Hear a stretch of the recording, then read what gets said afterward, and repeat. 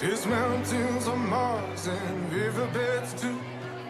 Infinite stars and there's me and you.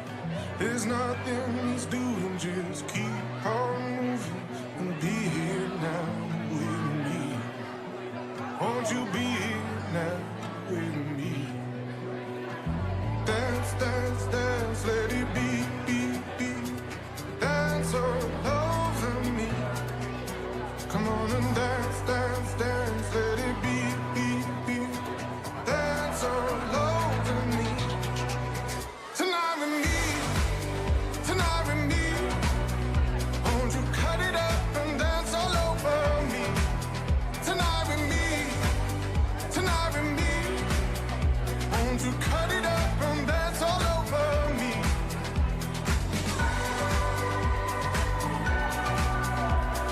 Cut it up and dance all over me.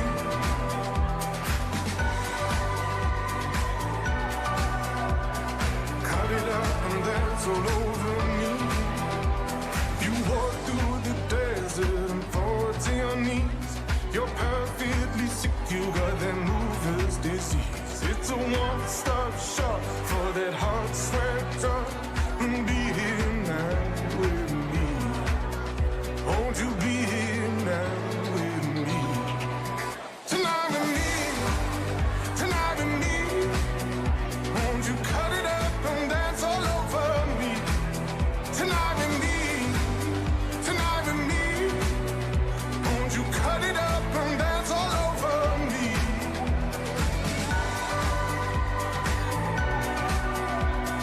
Cut it up and dance all over me.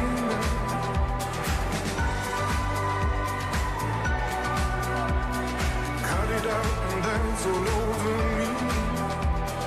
Dance, dance, dance, let it be, be, be. Dance all over me. Come on and dance, dance, dance, let it be, be, be. Dance all over me. Tonight with me, tonight with me. Won't you cut it up and dance all over me? Tonight with me, tonight with me. Won't you cut it up and dance all over me? Tonight with me, tonight with me.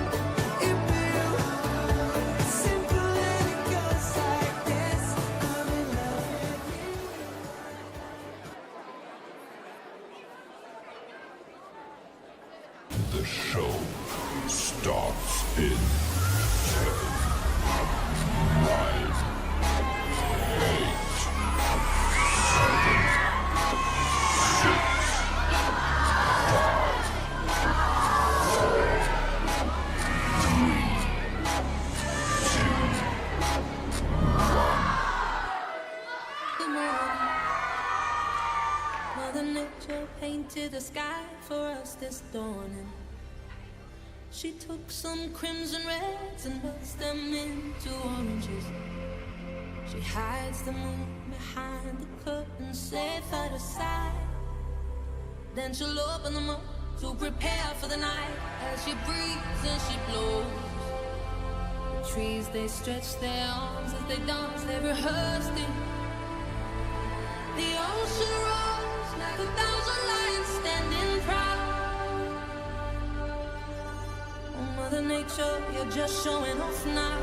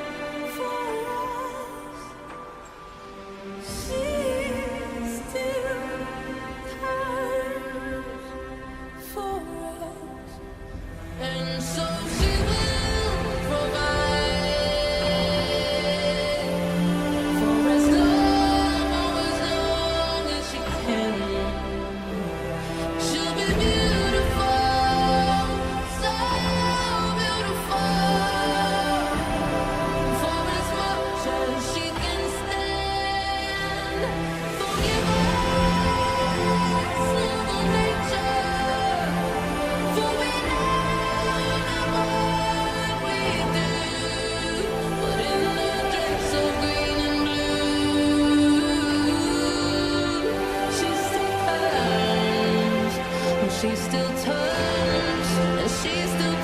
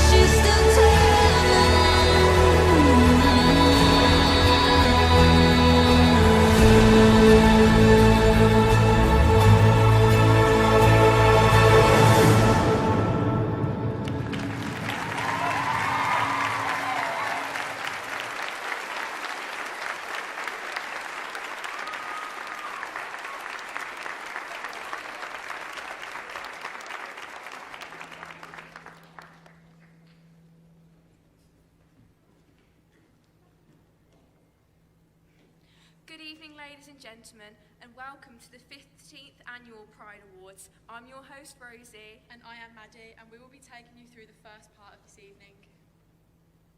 This is an evening to celebrate everything that is good about the Streatley Academy, with our Pride values sitting at the very heart of everything we do in school. Students are rewarded every time they demonstrate these values in school. We believe that by rewarding characteristics such as respect, resilience and effort, we are nurturing young people with skills that are not only important in school, but will be important for the rest of their lives. We aim to develop young people who are proud of who they are and proud of what they achieved. We want them to take pride in all they do. Tonight is dedicated to our Pride values, which reinforces the Olympic and the Paralympic values of personal excellence, respect and friendship, inspiration, determination, courage and equality. Pupils are rewarded every time they demonstrate these values in all aspects of school life, whether that is in the classroom, on the sports field, or in the dance studio. We are extremely proud to be presenting these awards here tonight, seeing so many young people excelling in all aspects of school life. Everyone here this evening is a winner, whether it's excelling in lessons, as a leader or mentor, or in the sporting arena. I'm sure I can speak on behalf of all your teachers, your friends and family in saying we are extremely proud of what you have achieved this year, and you should be equally proud of yourself. Congratulations to you all, and I hope you enjoy this evening. We understand how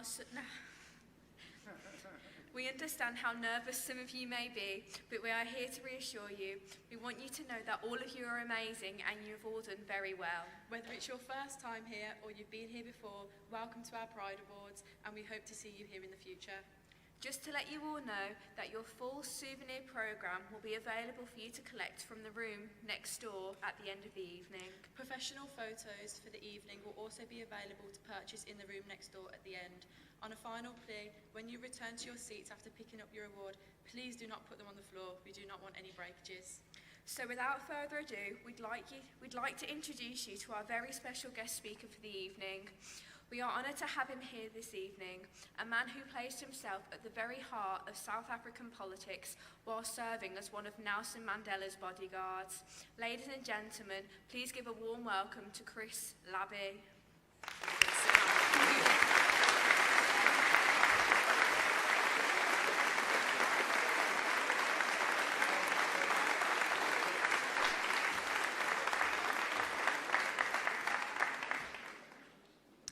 Good evening. It's really good to be here. It's my first time in Walsall. Is that how it's pronounced? Walsall. And I love your accents. So I am originally from South Africa. So firstly, let me just congratulate all those who've won, any awards. I want to say well done to every single one of you, and keep up the great work that you do. And it's great that today is not about academic achievement. It's really about the work that you've done in your extracurricular activities. And I also want to thank your parents for supporting you in your endeavors, because I think without the support of your parents, it would be quite difficult. And then, of course, there are those very rare species, almost to the point of extinction, our teachers, who have done so well in supporting you and getting you to where you are.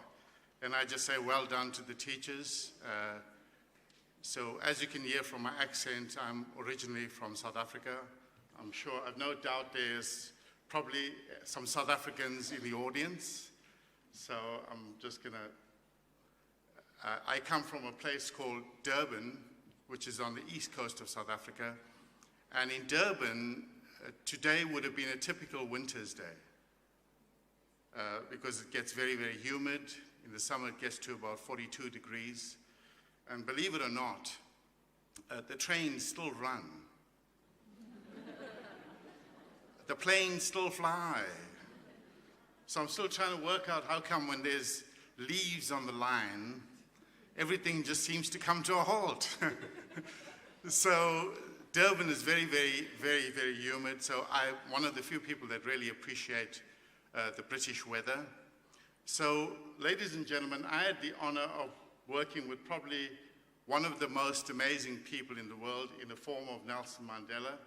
I actually met him by absolute chance, and of course Nelson Mandela embodied all these values that are being awarded today. You know, the values that are in your Pride Awards are the ones that Nelson Mandela really embodied. And so I met him by absolute chance after his release from prison. And the first question Nelson Mandela asked me was, "How tall are you?" And I told him I'm 6'3". And then he looked at my shoes and he asked me, "What size shoes do you take?" And I said, "Size 14. And he said, "You're just the man I need." So I said, "For what?" And he said, "I'm looking for bodyguards." So I said, I'd love to work with you. Only problem is I don't know what bodyguards do. I've never carried a gun in my life. And he said, don't worry, you'll be trained. And so we shook hands, and that's the picture you see. And that was probably the shortest interview I've had in my life. It lasted all of 5 minutes. And so he told me when to report for duty. He said, bring 6 months worth of clothing, but no fancy clothes, just t-shirts, shorts, and running shoes. You're going to be sent for training. And so I showed up with my suitcase and my passport. We were flown to the UK, and we were met at Heathrow Airport by an SAS commander. And we were taken to a place called Hereford to be trained by the SAS. And so the training was extremely difficult. All I want to say is that it's true what they say. The SAS don't train you, they try and kill you. Because the training was very, very difficult. But I got to work with this incredible man. I traveled quite extensively with him, met many, many, many famous people. I was looking at my old South African passports the other day, and I've got about 825 stamps of the different countries because he had his own jet. So one day in number 10 Downing Street, the next day Washington, D.C. So, but for me, the best part of the job was actually learning from this incredible man who embodied all the values that we are here to celebrate today. So Nelson Mandela, as a consequence of speaking out against racism, was sentenced to life imprisonment. And of course, he was born on the 18th of July, his birthday is coming up, and sadly died on the 5th of December 2013. He died on my birthday. But I'd made a promise to him that I would go around sharing my story. And in many ways, I think this is why he decided to leave this earth on my birthday, just to remind me of the promise that I'd made about going around speaking. So I go around speaking at schools. In 2 weeks' time, I'm going to Ohio in the US to speak at a conference there. And so, despite being asked by Beyonce to head her security team, I said, no, thank you. Because I'd made this promise to Nelson Mandela that I would go around sharing my story and doing what I'm doing today. And believe it or not, there are places that I travel to in the world where people don't know who Taylor Swift is, but they know who Nelson Mandela is. So that just gives you an idea of how famous he is and how, you know, many, many people revere him as a leader. I wish we had him around today, because I think you probably will agree that the world seems to be short of good political leadership. we seem to be scraping the barrel when it comes to political leaders. And of course, I think Nelson Mandela would have been one of those people who would have been able to speak truth to power with what's going on in the Gaza and in the Ukraine, because he was very, very passionate about justice. And so I got to travel quite extensively with him and met many, many famous people. And of course, because Nelson Mandela spoke out, he was sentenced to life in prison, and he was sent to a place called Robben Island, which is just off the coast of Cape Town. And Robben Island is where all the high-profile prisoners were kept. He was in a very, very tiny prison cell, which was about 8 by 7 foot. And they were treated, him and other prisoners were treated very, very badly. And so in total, Nelson Mandela spent 27 years in prison purely because he believed in the same values that we're celebrating today: equality, dignity. And, you know, he was prepared to die for people being treated the same. And so it was very, very difficult. So, you know, they were just by the time I was born, he was already serving his life sentence. And so as a consequence of being a black person in South Africa during this period, that Nelson Mandela spoke out against apartheid, he and other black prisoners had to sleep on blankets on the floor. They were not allowed to sleep on beds. So Nelson Mandela spent 18 of the 27 years sleeping on a blanket on the floor, and he got very, very ill as a result of that. So he was really determined to make a difference and bring about change in South Africa. And so, you know, today, thankfully, Robben Island is no longer a prison. It's now a museum. And if you ever visit Cape Town, you can go there on a tour and you'll see Nelson Mandela's prison cell, and you'll get to see how badly they treated them while he was in prison. And so, you know, I'm sorry, but I keep looking at my laptop. So by the time I was born, Nelson Mandela was already serving his life sentence, and he was regarded as a banned person. You were not allowed to talk about him. He was never mentioned in schools. And so teachers were not allowed to talk about him either. So it was a very, very difficult period in South African history, this period called apartheid, when, to coin a phrase from Martin Luther King, the color of your skin was more important than the content of your heart. And so every part of life was segregated: separate schools for white children, separate schools for non-white children, separate suburbs for whites, separate suburbs for non-whites, separate hospitals, separate coaches on trains. You were not allowed to marry somebody who was white if you were non-white, and vice versa. And so it was a very, very difficult time and dark period of South African history. And so I was really surprised when I met Nelson Mandela to meet a man who was not angry. Now, I don't know about you, if I'd lost 27 years of my life, I'd have been really, really mad. But he was not mad at all. He was not angry about the fact that he lost all that time. He was really grateful that in his own lifetime he managed to get and attain freedom. And so instead of being mad and angry, he kept using the F word. He kept talking about forgiveness. That was at the heart of his leadership, was the idea that sometimes people will make mistakes and we've got to forgive them. So he reached out to the very people that had treated him badly to negotiate a free and democratic South Africa, and formed a government of national unity consisting of friends and enemies. And so in working with Nelson Mandela, like I mentioned earlier on, I got to meet some very, very famous people, one being Michael Jackson. He came to see Nelson Mandela. I got to meet his parents and his children, and I got to meet, we had one evening in New York in a very plush penthouse apartment. We had dinner with Jay-Z and Beyonce. And when she came to South Africa, I took her to see Nelson Mandela's prison cell. I actually took this picture of her. So she was really shocked and really cried a lot. She couldn't believe that people were treated so badly during this period. So, you know, it was just awesome the way Nelson Mandela led us, and how his values coincide with what we're doing today.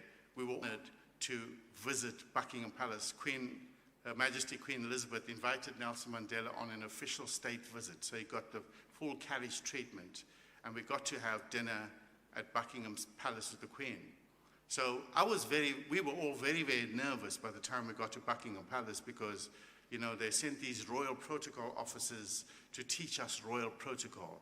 And one of the things they told us is we mustn't ask the Queen any silly questions, and don't shake her hand, and it wasn't even COVID, and so we were very, very nervous. And when we got there, Prince Philip and Nelson Mandela did what they call the inspection of the guard. And the Queen was waiting to receive us behind the gates. And Nelson Mandela, seeing the Queen in the distance, on the top of his voice, shouts, "Elizabeth, you've lost weight." And I'm thinking, oh no, how could he do this? And the Queen shouted back, "Oh, Nelson, you don't look bad either." So I'm thinking, what happened to royal protocol? Over dinner, the Queen started calling Nelson Mandela Nelly, and he called her Lizzie. And if you ever watch any footage of the Queen, she never calls people by their names. She would call them by your title, President so-and-so, Prime Minister so-and-so. But the two of them had this amazing relationship. And I got to understand how important the Queen was in Nelson Mandela's release when we got to Buckingham Palace. And so I grew up at this very, very difficult period called apartheid, where every part of life was segregated, and started long before I was even born in 1948, and only effectively ended in 1994 when Nelson Mandela became president. So every part of life was segregated, and so the whole aim of apartheid was to keep the different race groups apart, hence the word apartheid. The only problem is we all hated it. because it treated non-white people differently to white people. And so, you know, they introduced laws, one of the laws being the Population Registration Act, and this was the law that determined your race when you were born. You'd either be classified white, colored, or mixed race. That's what I was classified, Asian or black. Those were the 4 race categories. But if you were white, you got to enjoy all the privileges of being a South African, including the right to vote. Non-white people were totally excluded from the political process. So Parliament and the government only consisted of white members. And so hence Nelson Mandela and others speaking out. And of course, everywhere you went, you saw signs that told you where you could and couldn't go. And as a consequence of being a non-white person myself, the government didn't build enough homes for non-whites. And so my parents had to build us a home in a shanty town. If you know anything about living in a shanty town, you'll know there's no electricity, no toilets, no water, and really no hope. And so life was very, very difficult, and that's where I grew up. There was nothing to do. But if you were white growing up in South Africa, your life chances would have been enhanced by the color of your skin. You'd have been treated differently. You'd have lived in a very nice neighborhood. Your parents would have had very good jobs. And, you know, things would have been really, really good. And so it was just totally a different experience. It was almost surreal. It's difficult for people to understand when I explain to them. And so everywhere you went, including public toilets, there were signs, and even taxis. You had separate taxis for the different races. And the world of work was governed by these laws too. And so if you opened the newspaper, you would see a sign that would say this job is for the white race group, or, you know, or it would say it's for Asians, or it's for coloreds, you know, or for black people. So they would have different categories for the different race groups in terms of jobs that you could get.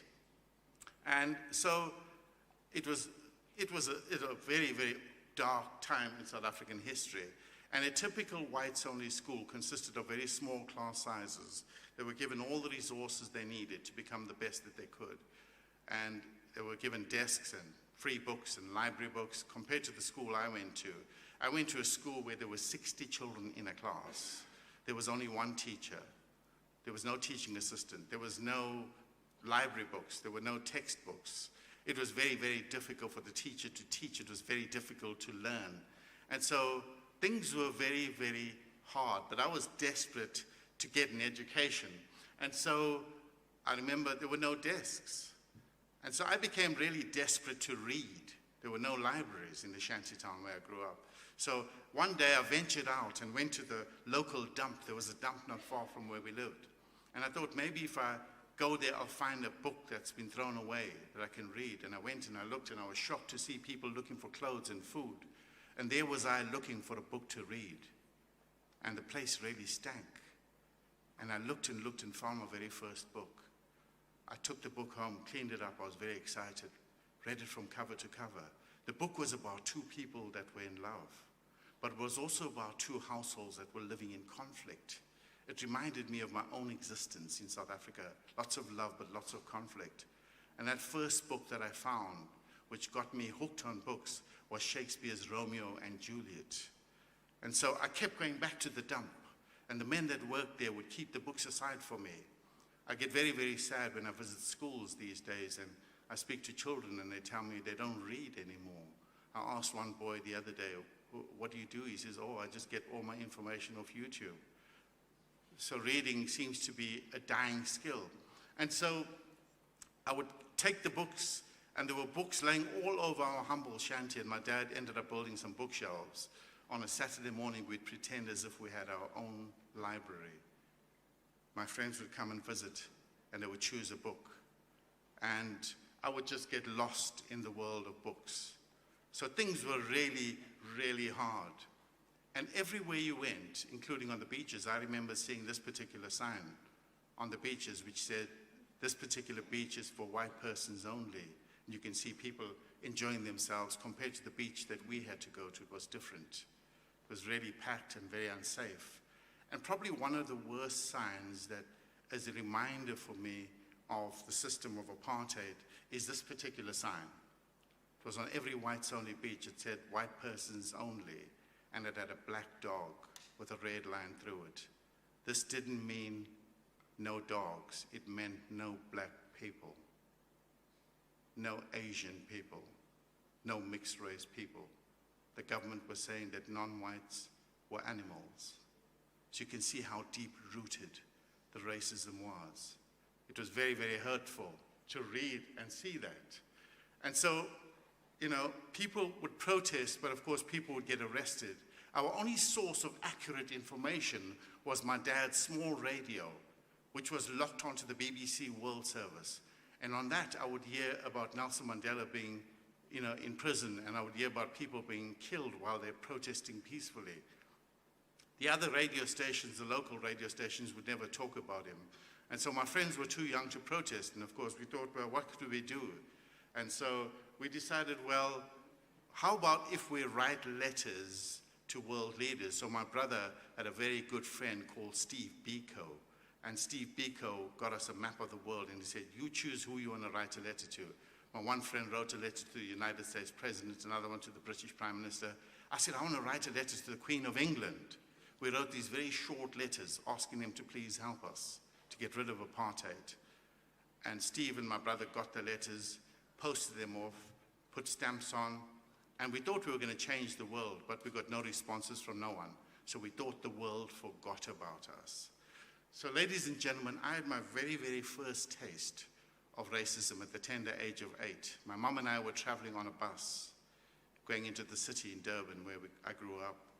Our bus came, we got on, my mom paid the fare, and we were on our way to the city. But halfway through our journey, my mom started to feel ill. She had type 1 diabetes. She started to feel like she's going to faint. So we didn't have any mobile phones in South Africa, so unlike yourselves, I couldn't take out my iPhone 16 and make a call to 999. We had no mobile phones at all. So I pressed the bell, hoping the bus would stop, and it didn't. So I went to the front, spoke to the driver, and I said, look, my mom's diabetic, she's not feeling well. Do you mind just stopping the bus so we could please get help? And the driver slowed down, and he said, my son, I'm so sorry to tell you that unfortunately, we're traveling through a whites-only area. I'm not allowed to drop off non-white people. He said, you can see lots of policemen on the road. If I stop the bus, I'll get a fine and I may lose my job. And if the policemen find you and your mom in a whites-only area, you'll get arrested for being there. So he said, tell your mom to hold on. And as soon as we get into the city, I'll stop the bus and I'll help you to get your mom off the bus. And I went back, told my mom, she clung on for dear life. And true to his word, as soon as we got into the city, the driver stopped the bus, turned off the engine, and him and other passengers helped me to get my mom off the bus. Only problem was he stopped the bus not far from this particular bench. And I immediately saw the danger. And I said to him, look, why don't we let my mom sit on the pavement so we don't get into trouble if the police come? And he said, no, we'll explain. It's going to be okay. So they got my mom to sit on the left-hand side. I was standing next to her holding her hand, and people were trying to help. But nobody quite knew what to do. So after about 25 minutes, the driver was under a lot of pressure. People needed to get to work, as others needed to get to their destinations. And he came, he was very apologetic, and he said, look, I've got to continue with my journey. Wished us luck, and very reluctantly got into the bus, started the engine. And everybody else followed him. So there was I was only 8 years old, not knowing what to do. My mom seemed to be getting worse. And I stopped the very first person who came by. It was a man. And I said, look, do you mind going to make a phone call to call the ambulance so that we could get my mom to the hospital? And he agreed. So I took some money out of a purse, gave it to him. He ran off, tried to find a call box. The only one available was for whites only. He was afraid to use it because he was black. There were policemen around. So he asked a lady who was standing waiting for a bus whether she could make the call. She agreed. He gave her the money. She made the phone call. Meanwhile, back at the bench, 2 very, very tall white policemen came along without saying a word, pushed me aside, and then they lifted my mom off the bench. And she was thrown onto the pavement. And I was absolutely shocked. I couldn't believe what I had just witnessed. I couldn't believe that human beings could behave in such an appalling manner. And of course, the policeman just walked off. There was my mom laying on the pavement. Blood was pouring out from the back of her head. Her eyes were closed. I didn't know what to do. I tried to wake her up. I kept saying, Mom, please wake up, but she was not responding. I didn't know anything about CPR. So in the mind of an 8-year-old child, I thought she must be dead. So I knelt next to her and I cried. The man came back from making the call, and he was shocked to see my mom laying in a pool of blood. He tried to resuscitate her. And thank goodness for nurses. A nurse who was on her way to work stopped, and she, put her bag down and examined my mom and tried to calm me down at the same time. And she said, look, your mom's not dead, her heart is still beating. So eventually the ambulance arrived. 3 hours later, my mom was taken to hospital, and she spent 3 months in a coma, and she was unconscious.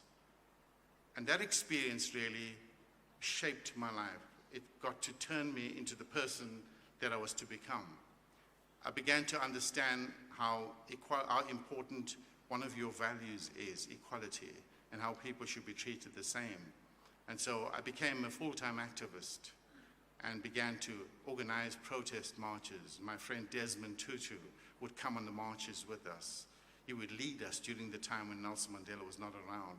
And of course, people would get beaten up, and people would go to prison. People would get shot by the police. People were sentenced to death for protesting peacefully. So it was a very, very difficult time. And eventually, at the age of 21, I was arrested yet again for organizing a peaceful protest march, and this time sentenced to a year in prison. And I was made to stand under a cold shower for a whole week when I went to prison. Every morning and evening, I'd get waterboarded.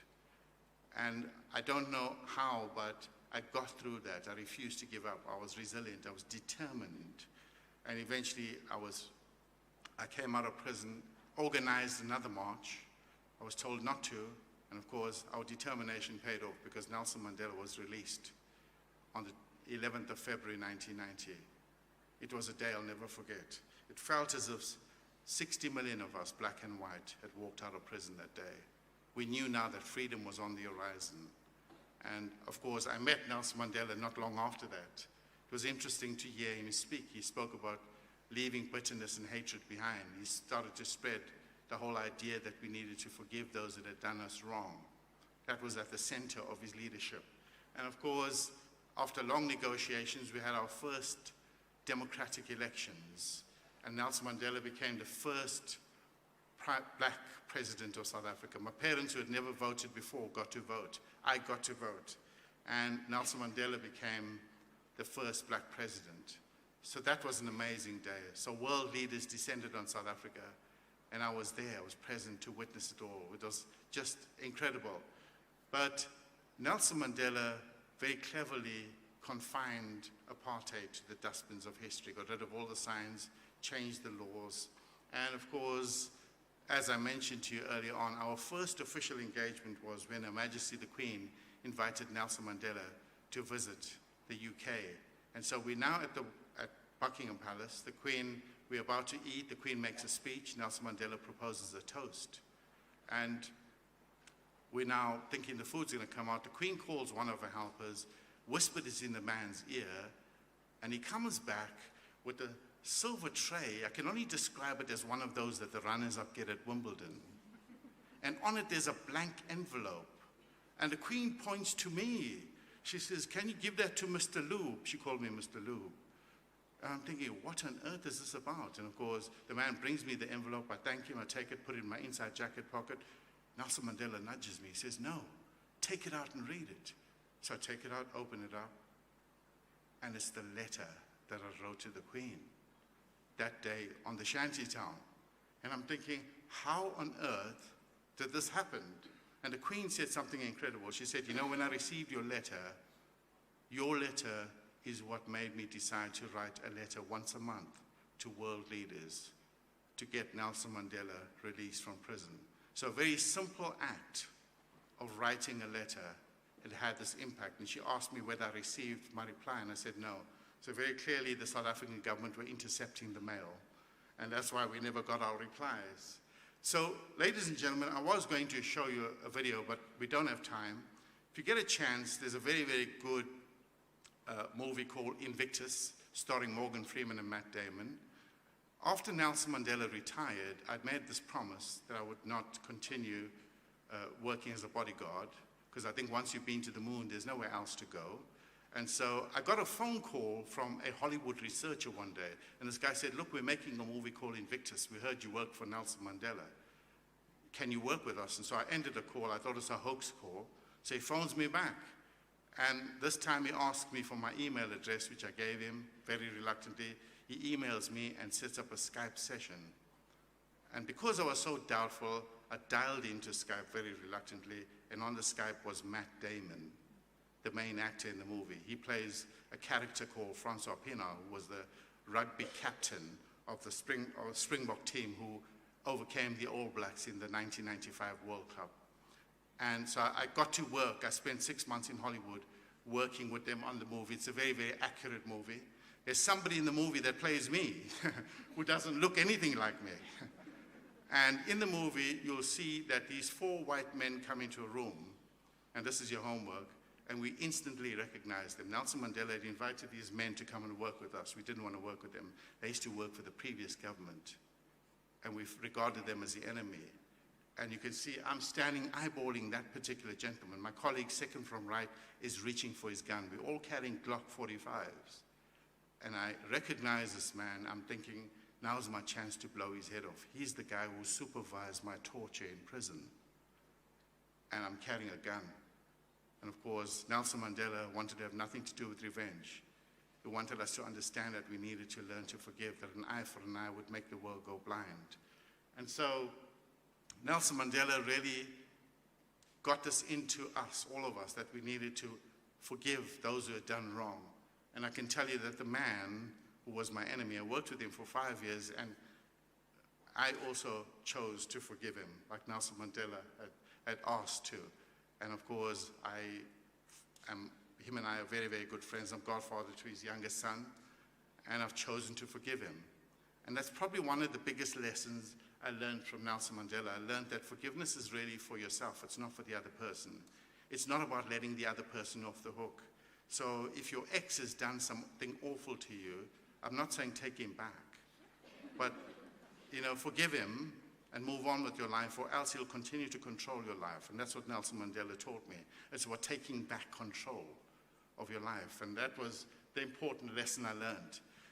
Racism is wrong. We've got to speak out against it, because we witness it constantly all over the world, not just in America, but some of it here and all over the world. The only time we ever separate anything by color is when we're doing our laundry. We should never treat anybody differently because of the color of their skin. And Nelson Mandela taught me another important lesson about the power of words. He said to me one day, we were flying on his jet going to America. He said to me, Chris, he was about to brush his teeth. He said, what comes out of your mouth is not just hot air. And he had his toothpaste already on his toothbrush. And he said, Chris, words are just like toothpaste. And I thought to myself, I think he's losing it now. And then he said, I squeezed the tube of toothpaste onto my toothbrush. He says, I can't take the toothpaste and put it back in the tube. That's what words are like. Once they come out of your mouth, you cannot take them back.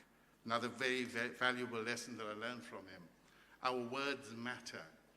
Nelson Mandela made a massive difference in my life, and his example calls upon each and every one of us to make a difference in the world, regardless of what we choose to do, whether it's through sport, whether it's through engineering or technology. We can all make a difference. He chose to serve. I asked him a question one day, how can I make a difference? The world is in such a mess.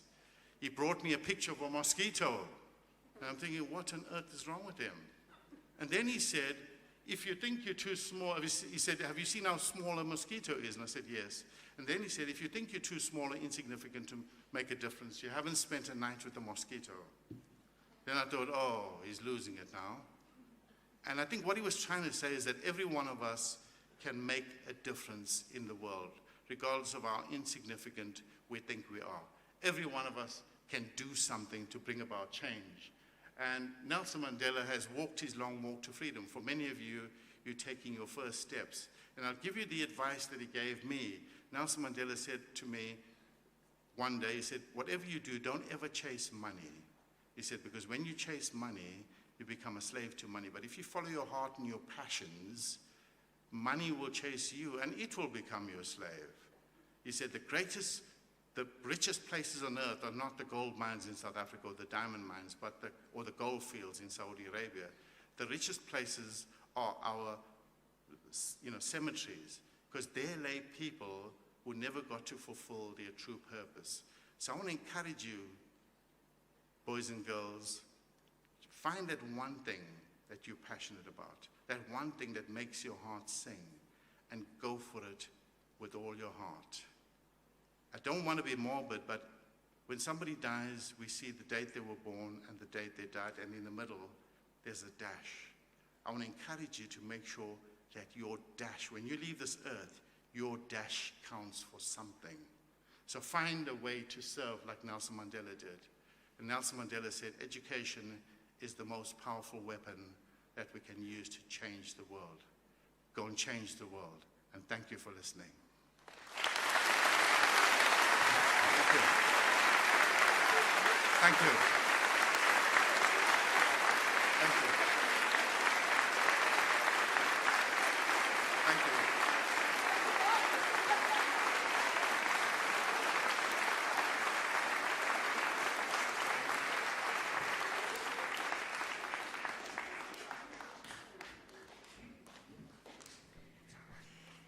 Thank you, Chris. That was amazing. Now on with the awards. When we announce the winners, please make your way to Mr. Huge on this side of the stage to collect your trophy. Then head to the other side of the stage to have your photo taken with Chris and then walk off. Our first award for the evening is Personal Excellence. Our winners for Personal Excellence always do their best. They produce outstanding work, they contribute in their class and work independently outside of the classroom. We'll start with the girls. The winners are Poppy Connor Bennett, Olivia Ward, Lacey Thompson, Gracie Marsh, 1, 2, 3, My baby don't mess around because she loves me so, and this I know for sure. But does she really wanna, but can't stand to see me walk out the door? Don't try to fight the feeling, 'cause the thought alone is killing me right now. Thank God for mom and dad for sticking two together, 'cause we don't know how.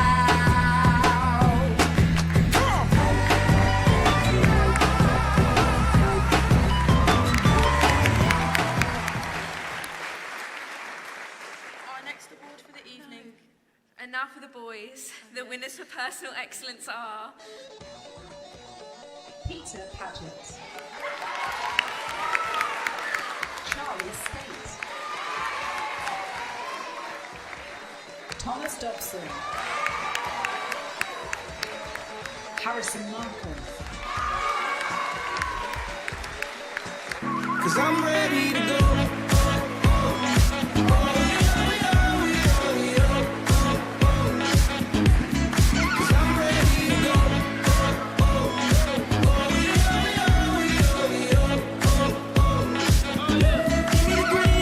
I got the green light, mommy, and you know what that means. That we can do anything that you dream. I wanna make the till you scream, and I practice what I preach, if you know what I mean. I'm about that, mommy. Yeah, I got the key and I'ma lock that, mommy.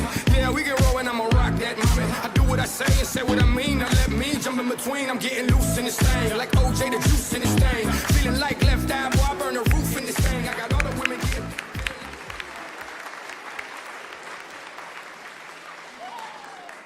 Our next award for the evening is Respect and Friendship. This award recognises those pupils who treat one another with respect and help each other to improve. They also demonstrate the ability to work well as part of a team. the year winners for the girls are Chloe Ellis, Rowan Field, Elena Goody, Ria Poper, Celebrate good times, come on, let's celebrate. Celebrate good times, come on, let's celebrate. There's a party going on right here, a celebration to last throughout the years. So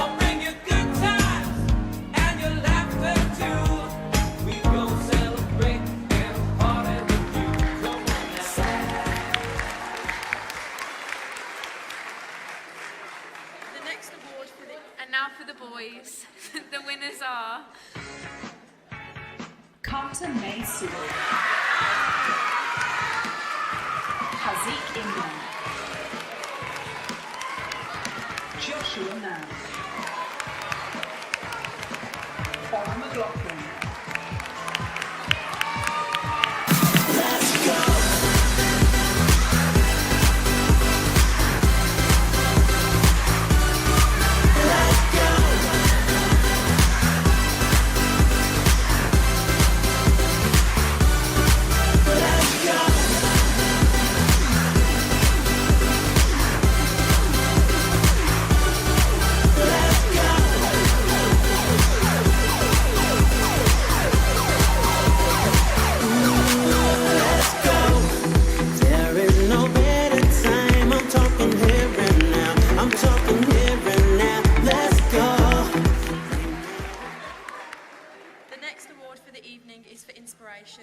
The award for inspiration recognises creative thinkers who use their initiative to explore possibilities. They're all positive role models who inspire others to improve. Starting with the girls, the winners are Katie Bent, Mary Enkelson, Megan Johnson, Sophia Skidmore. Baby, you light up my world like nobody else. The way that you flip your hair gets me overwhelmed. But when you smile at the ground, it ain't hard to tell. You don't know, you don't know you're beautiful. If only you saw what I can see, you'll understand why I want you so desperately. Right now I'm looking at you and I can't believe you don't know. You don't know you're beautiful. That's what makes you good. this year's winners for the boys are Daniel Randerson, Alfie Kelly, Jovan Baines, Ollie Astley. Clap along if you feel like a room without a roof.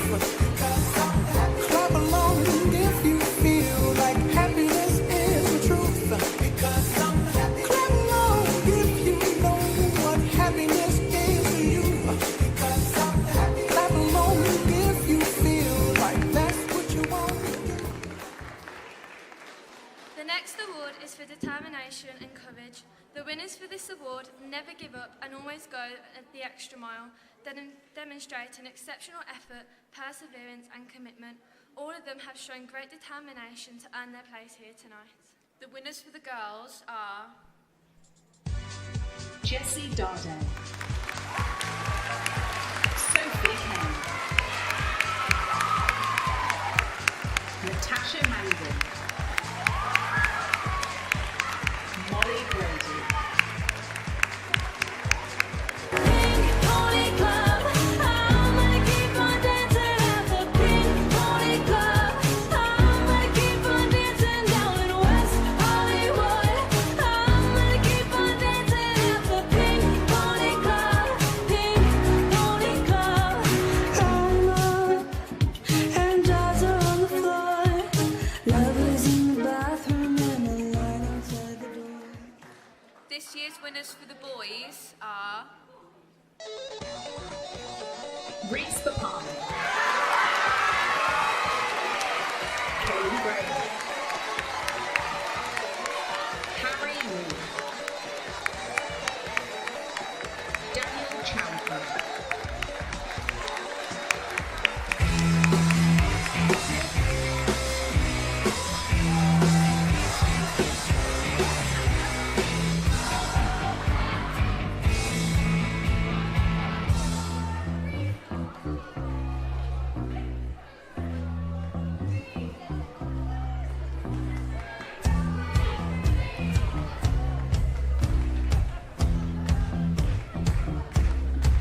Don't wanna hear about it. Every single one's got a story to tell. The next award for the night is equality.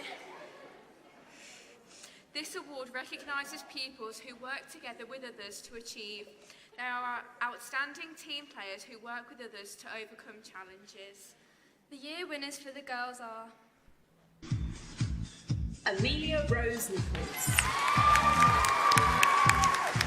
Jemima Riddle, Freya Wagstaff, Sonam Chopra, Baby, you're a firework. Come on, let your colors burst. Make 'em go, oh, oh, oh. You're gonna leave 'em rolling, oh, oh, oh. You don't have to feel like a wasted space. You're original, cannot be replaced. If you only knew what the future holds after a hurricane. This year's winners for the boys are Maxwell Carroll, Noah Punch, Louis Jarrett, Charlie Davis,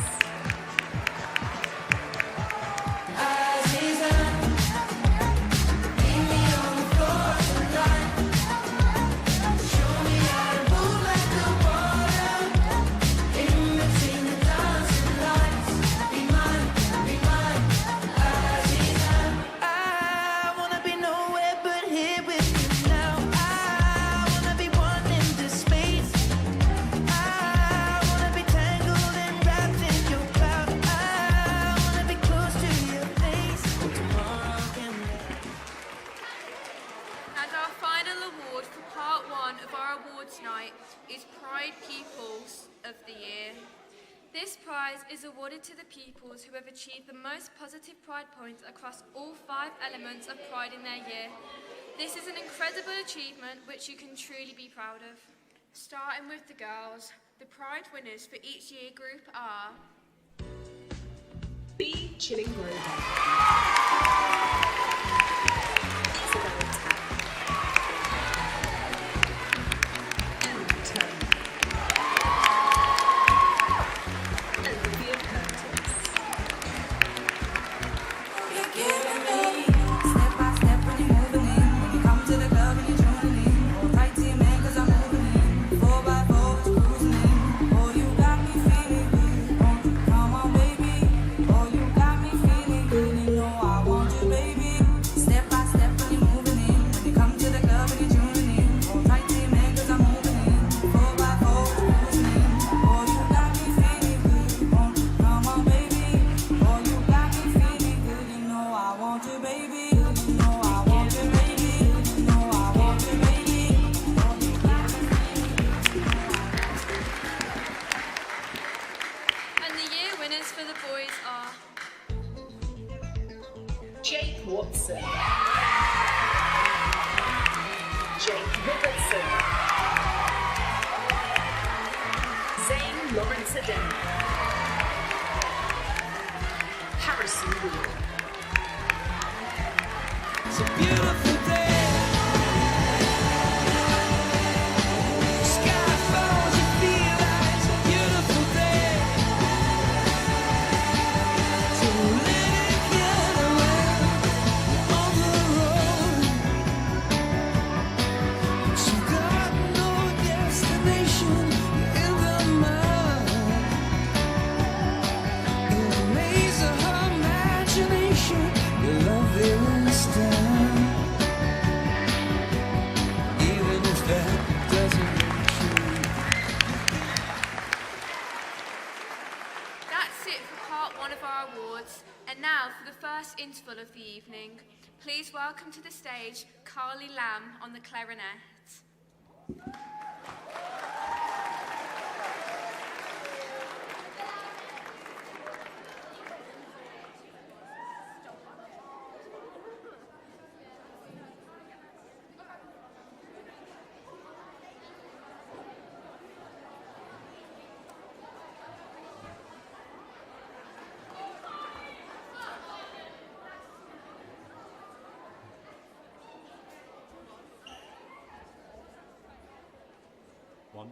2, 3, 1, 2.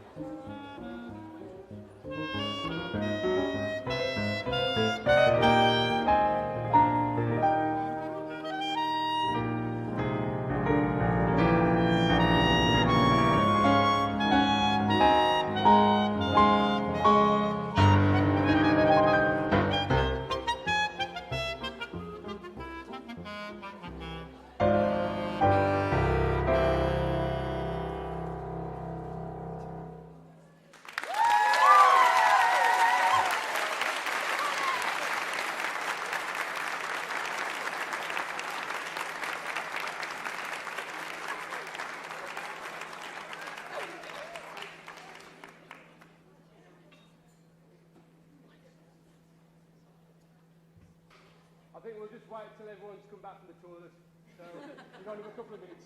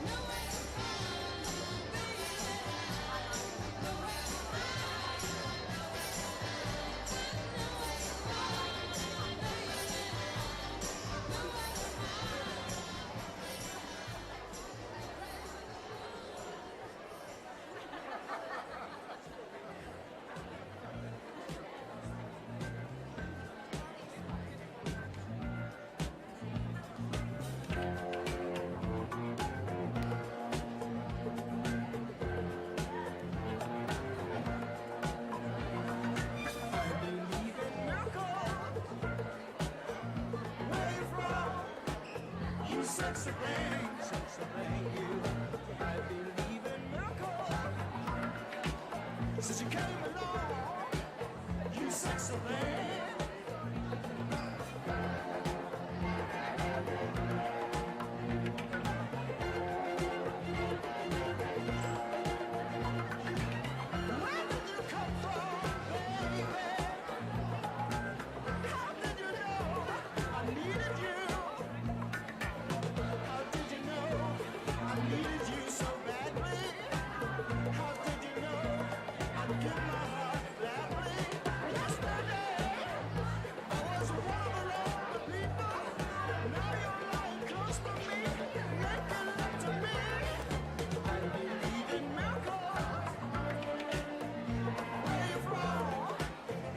sexy thing.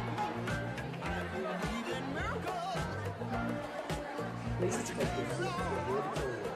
The performance will continue in 3 minutes.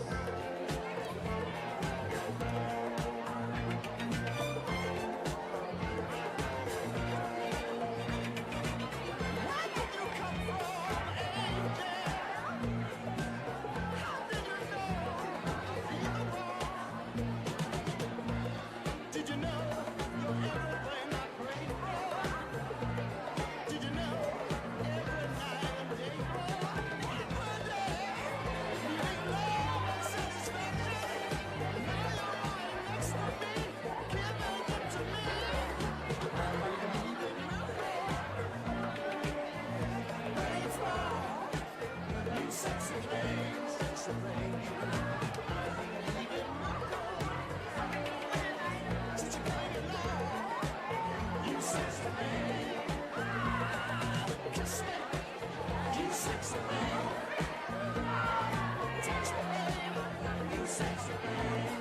I love the way you touch me, darling. You sexy thing. Sexy thing, you sexy thing. Yesterday was one of the lonely. Now you're all close to me, giving it to me. I believe in miracles. Where you from? You sexy thing, sexy thing. I believe in miracles. Please take your seats to the auditorium. The performance is about to continue. Sexy thing. Touch me. Kiss me, darling. Another way,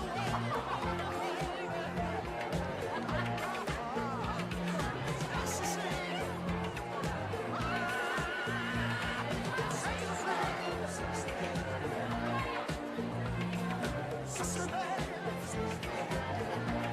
I love the way you kiss me, darling. Sexy thing.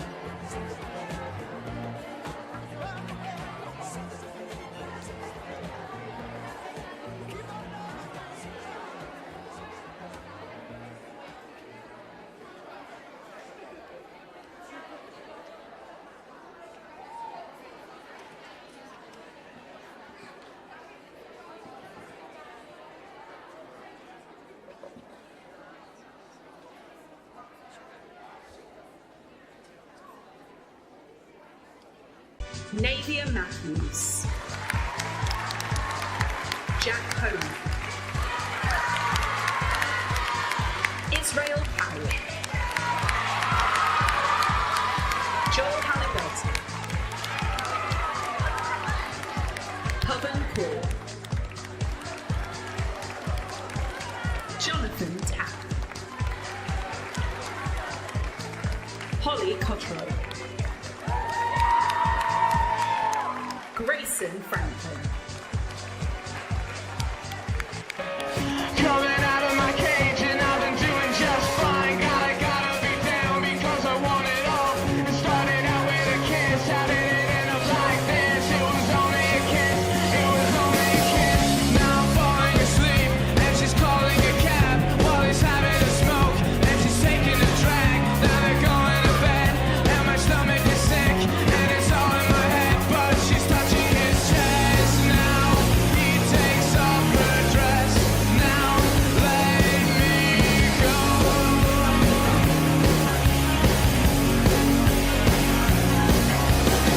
And I just can't look, it's killing me. And taking control. Jealousy, turning snakes into the sea, swimming through sick lullabies.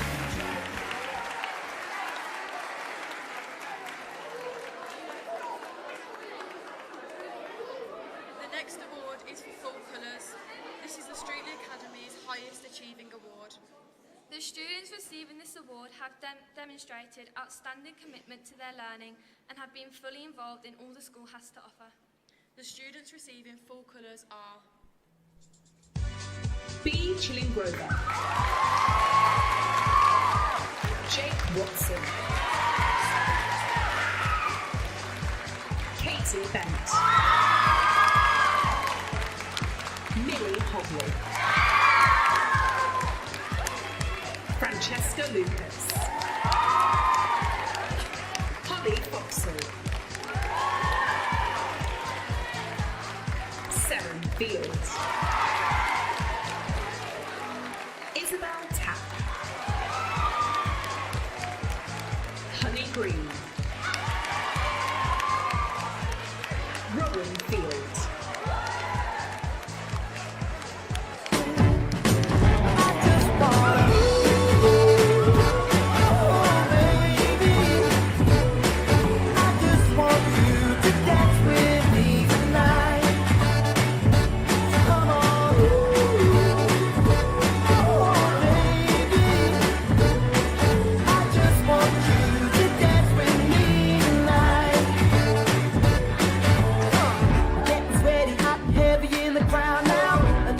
but let your hands go down, down. But go with it, girl.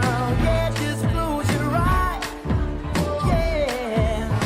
I feel the music moving through your body. I'm looking at you, I can tell you want me. Don't stop, keep going till the morning light. Yeah. When I saw you there, sitting all alone in the dark, acting like you didn't have to care.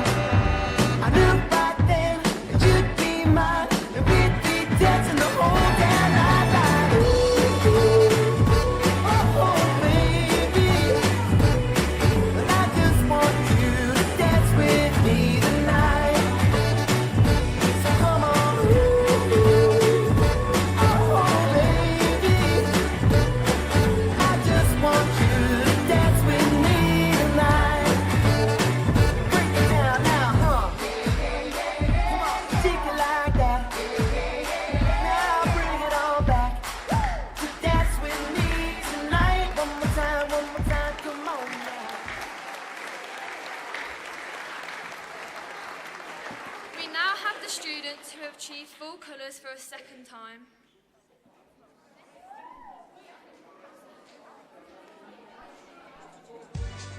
Amelia Rose Harrison, Olivia Butler, Peter Paget, Isla Daly, Isabella Bunce, Daniel Ransom, Jacob Hobson, Take my heart, don't break it. Love me to my bones. All this time I wasted. You were right there all along. You and I stargazing, intertwining songs. We were never strangers. You were right there all along. I lose my mind when I'm around you, how I come alive. When I'm without you, I can't help but feel so lost. I wanna give you all I've got. Oh, they say you know it, well you know it, and I know.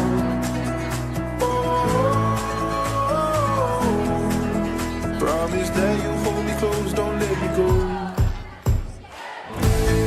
Take my heart, don't break it. Love me to my bones. All this time I wasted.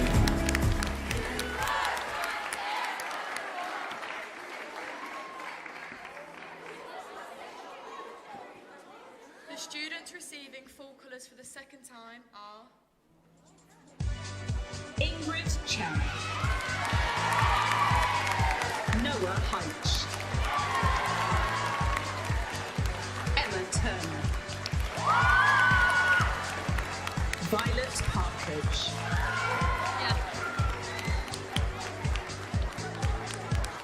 my body reacts. Must be voodoo you're doing. It's pulling me back. 'Cause it's simply emotion and my body reacts. Feel the chemicals moving. It's a matter of fact. Every time that you touch me, my body reacts, reacts, reacts. My body reacts, reacts, reacts. My body reacts, reacts, reacts. My body reacts, reacts, reacts. 24/7 on my mind, day and night, all the time. Like my body's hypnotized. And now on to the next awards. These awards are given to outstanding members of our combined cadet force here at Streatley. These awards have shown true dedication whilst carrying out their duties, activities and challenges they have been involved in. And the winners are Shania Bogle, Cherry Watts, Frankie Halo, Regan Thomas. Time is passing like a solar eclipse. See you watching and you blow me a kiss. It's your moment, baby, don't let it slip. Coming closer, are you reading my lips? They say I come and I go. Tell me all the ways you need me. I'm not here for long. Catch me or I go Houdini. I come and I go. Prove you got the right to please me. Everybody knows. Catch me or I go Houdini. If you're good enough, you'll find a way. Maybe you could cause a girl to change. The next award is the Duke of Edinburgh Award, which is awarded to those students who have excelled whilst taking on the challenge of this amazing award. The winners are Danielle Scott, Sukmani Chopra, Russell Smuckers, Amber Partridge, Poppy Green, Danny Field.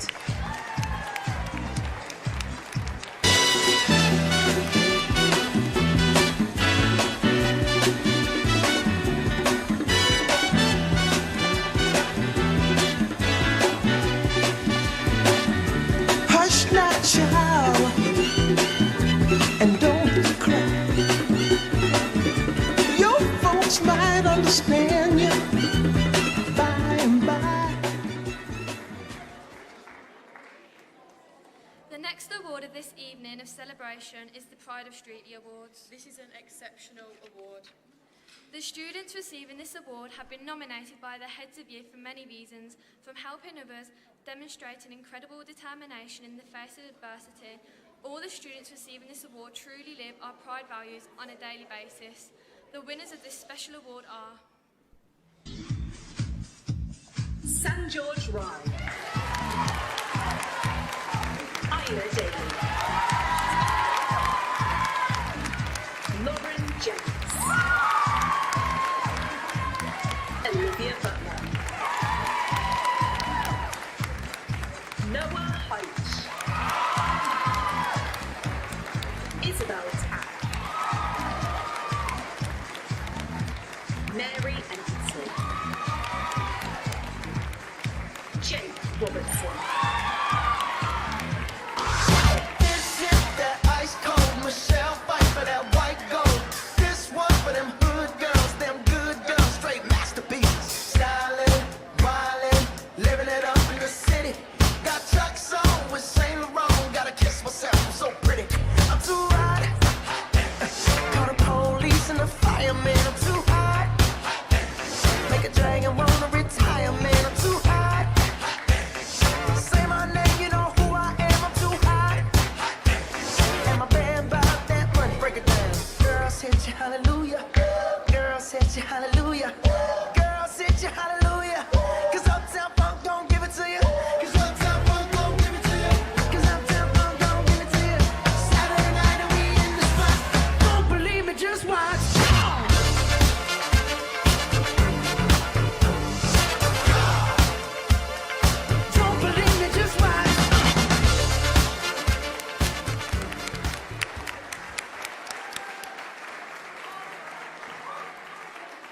Also receiving the Pride of Streetly Award are Emma Turner, Ben Nicholson, Olivia Welsh,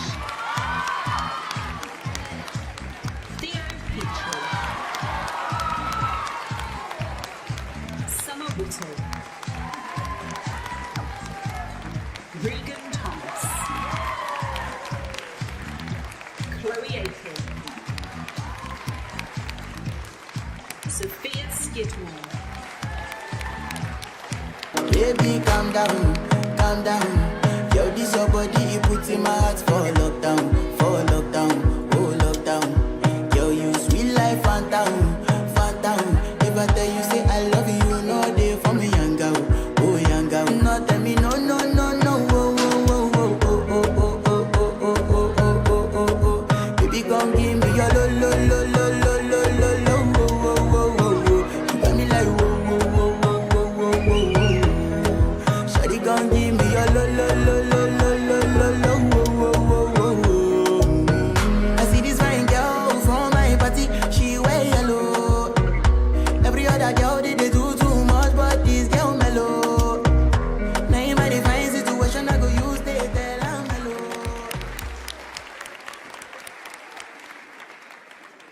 And now for our second musical act for the evening, please welcome to the stage our second music act of the evening, Marembe Onan.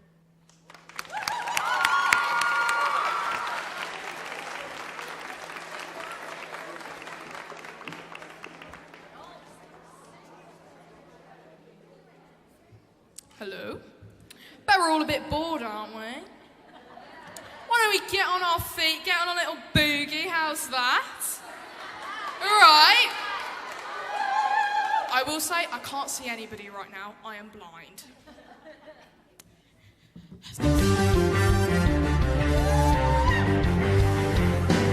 When I was a little girl, I had a rag doll, the only doll I've ever owned.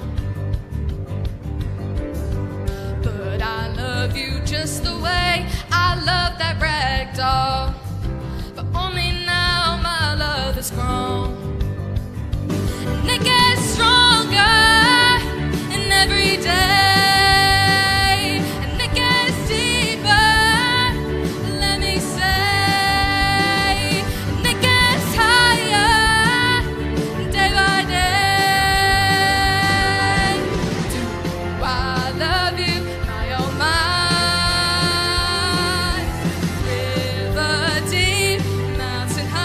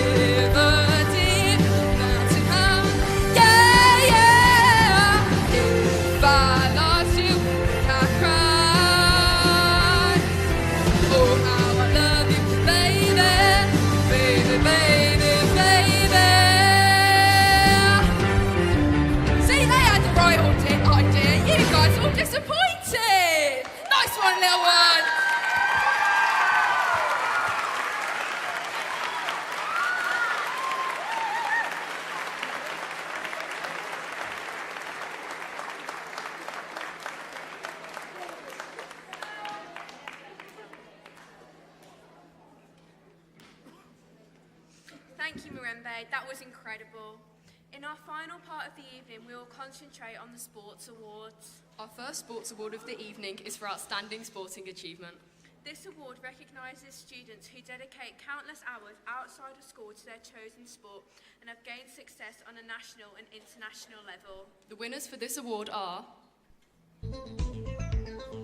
Isaac Shaw, Amelia Ross, Noah Hope, Liam Kane.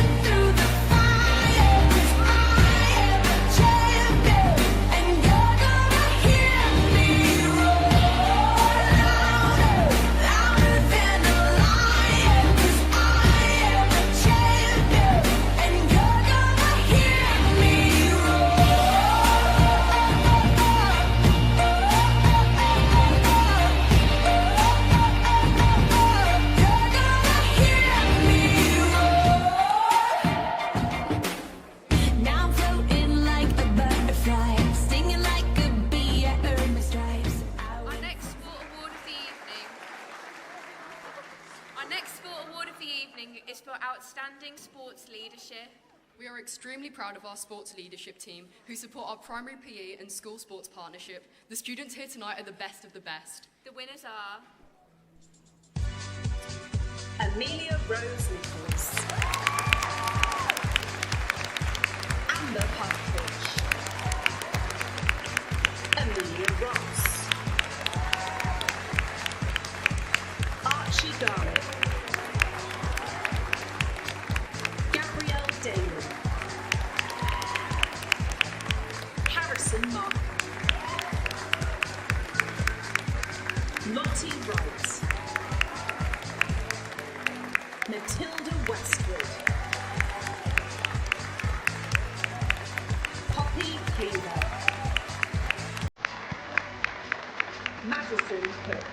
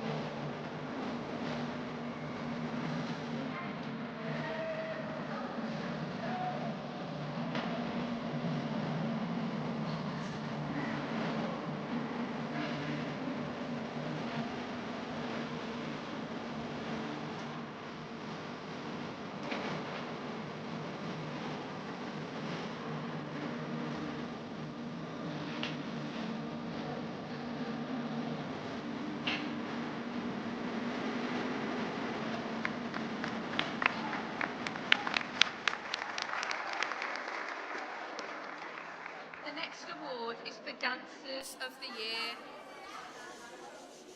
These dancers have been able to fully express themselves through music and movement. They have been dedicated to dance both in and out of their lessons. And the winners are Isla Daly,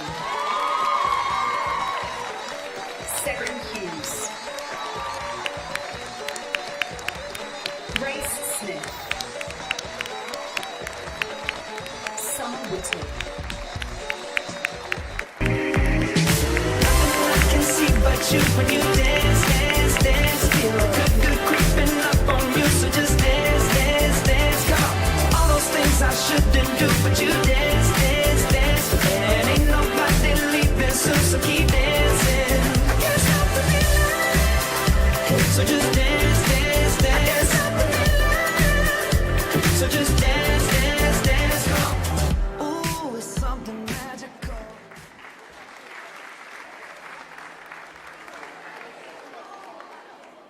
The next award is for Sports Team of the Year. It has been another exceptional year in sport at the Streetley Academy. These teams have all represented the Streatley Academy and have excelled in events on a local, district, regional and national level.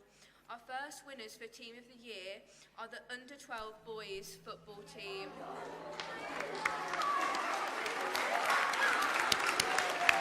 The Year 7 boys football team have had a remarkable season, playing 17 matches and winning all but the honours. To maximise our success, we've drawn on a wealth of talent within the year group, with 16 boys included throughout the year. All have been invited tonight to celebrating the success which has culminated in them becoming Walsall Schools champions and County Cup champions. Hopefully there'll be many more years of success to look forward to with this talented squad.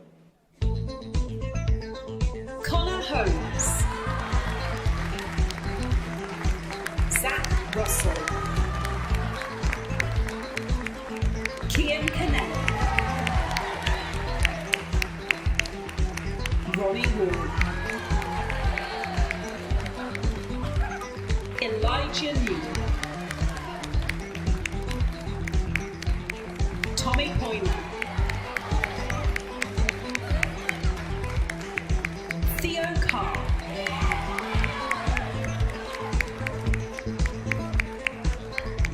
Archie Cooper,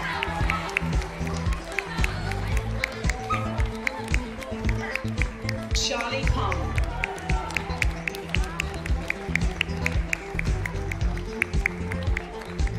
Ollie McMullen,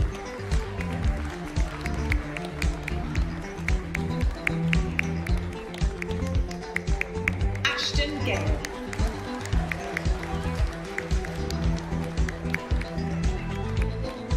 Cohen Westwood, Shay Russell, Maxwell Marshall,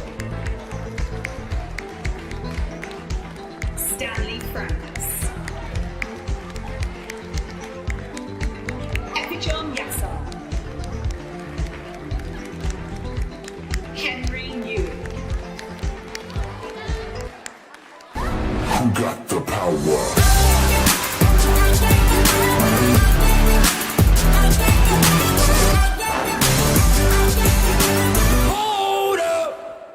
My turn. I made this look easy. Tick boom like gasoline. Head they call me Lamborghini, cause I know just what I'm worth. From 0 to 100, my body make him stutter. My engine push the button, cause I'm gonna be coming first. Yeah, I'm a machine when I do it.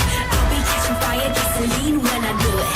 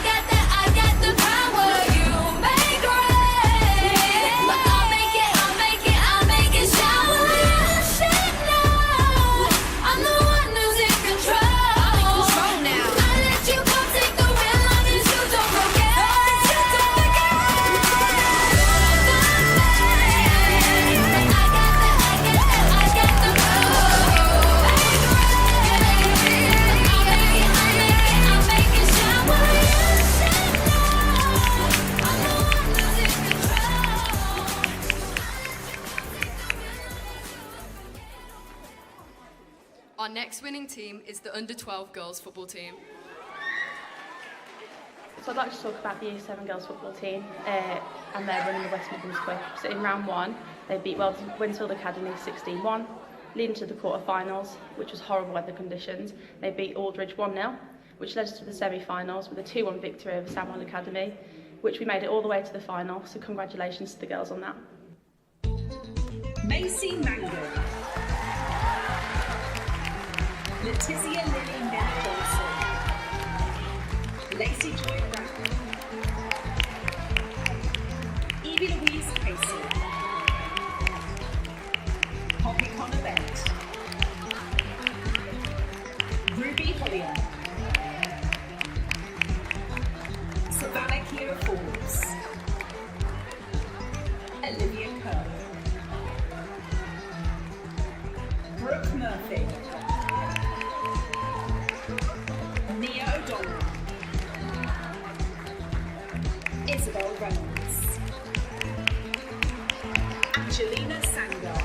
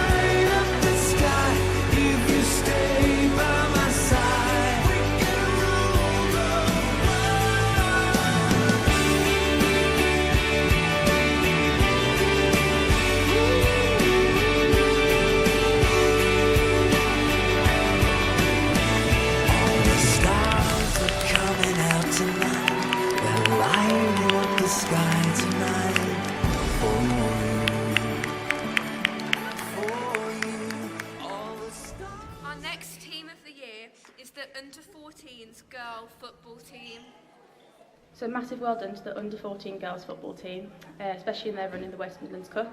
In round 1, beating Camden Court 4-3, which led us into round 2 with a 9-0 victory over Cardinal Newman. In the quarter-finals, beating Arden Academy 5-0, which led us to the semi-final with a great win, which was 7-0 victory over Walsall Academy. They've done really well to make it to the finals this year. Reet Ark. So massive well done to the Reet Ark, Summer Croton,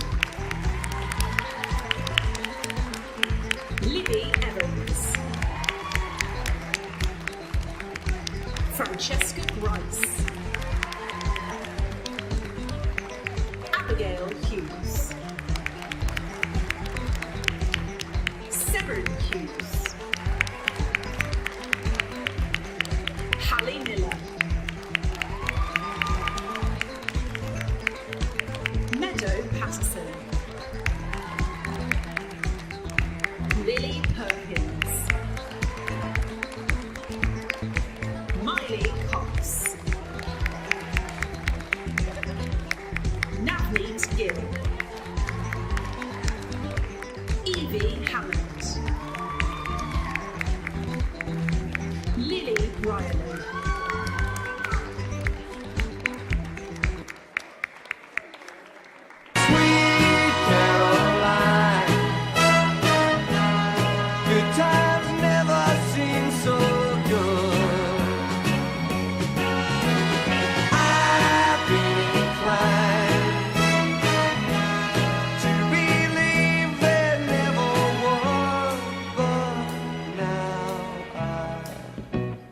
Look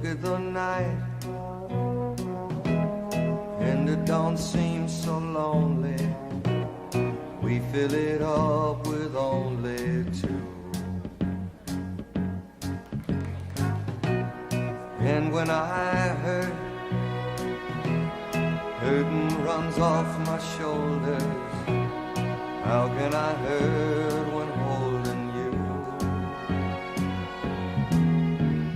Warm, touching warm, reaching out, touching me, touching you.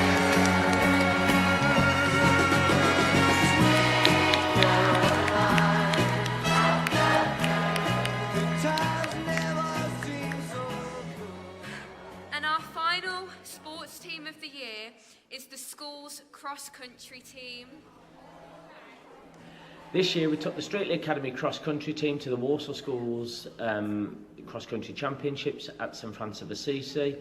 Our team's made up of 6 separate teams, 3 boys teams and 3 girls teams separated by age groups. And for the first time in well over a decade we won the overall event. We won many of the individual categories with some amazing team performances and some brilliant individual performances as well. So 24-25 saw Streatley crowned as Walsall cross-country champions. Jacob Nichols, Kian Pinelli, Theo Park, Charlie Park, Beecham and Grover, Ruby Collier, Freya Markham, Poppy Adderson, Isla Daly, Isabel Reynolds, Jessica Lynn Wakeman, Joseph Smith, Lucas McCullough, Andreas Preston, Alfie Kelly, Joshua Porter, Sophia Patoka, Betsy Garlick, Libby Evans, Carol Sprague, Saffron Hennings, Noah Homer, Finn Sanders, Archie Garland, Lucas Tandy, Jacob Ragg, Ted Lander, Jim Spence, Oscar Benton, Gabrielle Daly, Amelia Ross, Darcy Stokes, Lottie Wright.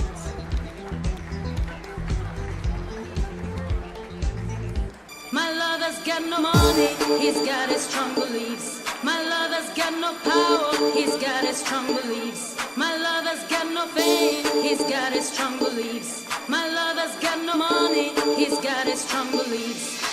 Want more and more, people just want more and more freedom and love.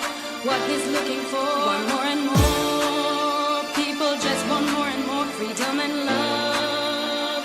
What he's looking for, freed from desire, mind and senses purified, freed from desire, mind and senses purified, freed from desire, mind and senses purified, freed from desire. Na na na na na na na na na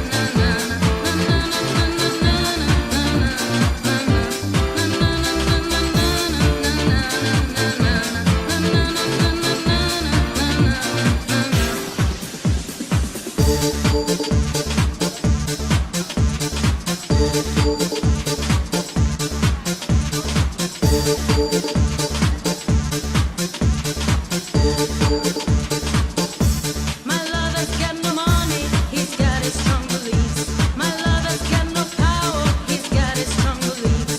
My lover's got no fame, he's got his strong beliefs. My lover's got no money, he's got his strong beliefs. Want more and more, people just want more and more freedom and love. What he's looking for, more and more, people just want more and more freedom and love.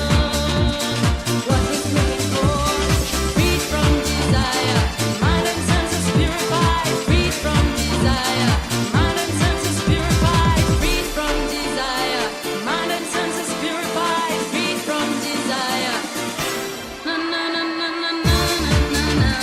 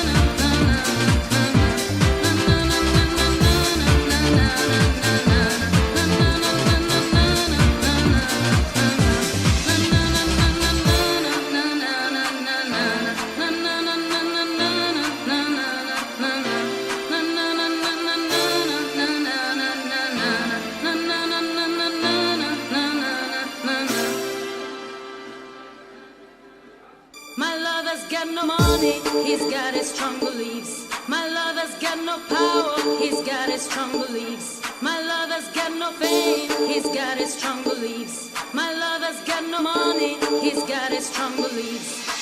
Want more and more, people just want more and more freedom and love. What he's looking for, want more and more, people just want more and more freedom and love. What he's looking for, freed from desire, mind and senses purified, freed from desire, mind and senses purified, freed from desire, mind and senses purified, freed from desire. The final awards for tonight are for the Sportsman and Sportswoman of the Year. These awards are for the outstanding young people who demonstrate complete dedication to PE, school sport, leadership, and still find the time to compete outside of school. We will start with our Sportswoman of the Year. Poppy Adamson, Sarah Hughes, Amelia Rose Harrison, Daisy Broken,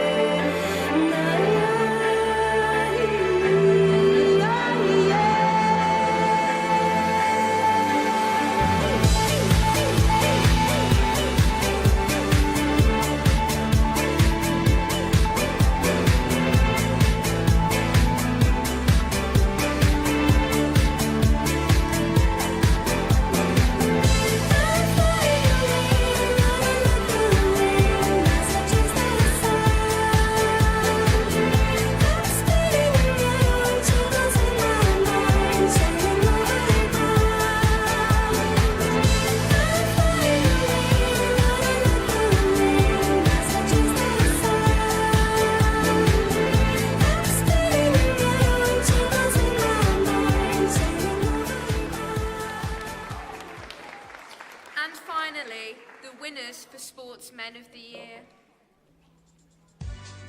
Zach Russell, Matthew Tate, Harry Hustle, Lucas Tandy. I bet y'all having a good time out there. Ain't nobody like it. Don't stop the party.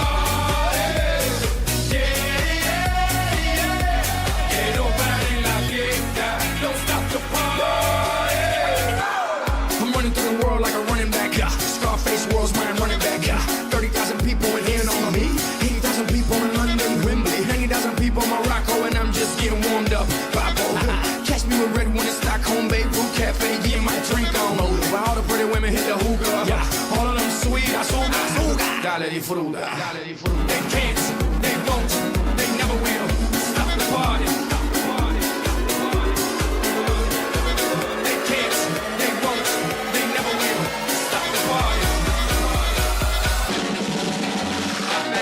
A good time out there.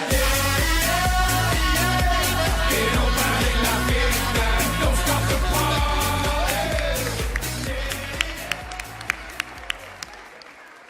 And that concludes all of our awards for this evening. Once again, a big congratulations to everyone here, and we hope to see you again next year. Thank you, everyone, And we're going to hand over to Mr. Downey to close the evening before our winners parade. Please welcome to the stage Mr. Downey.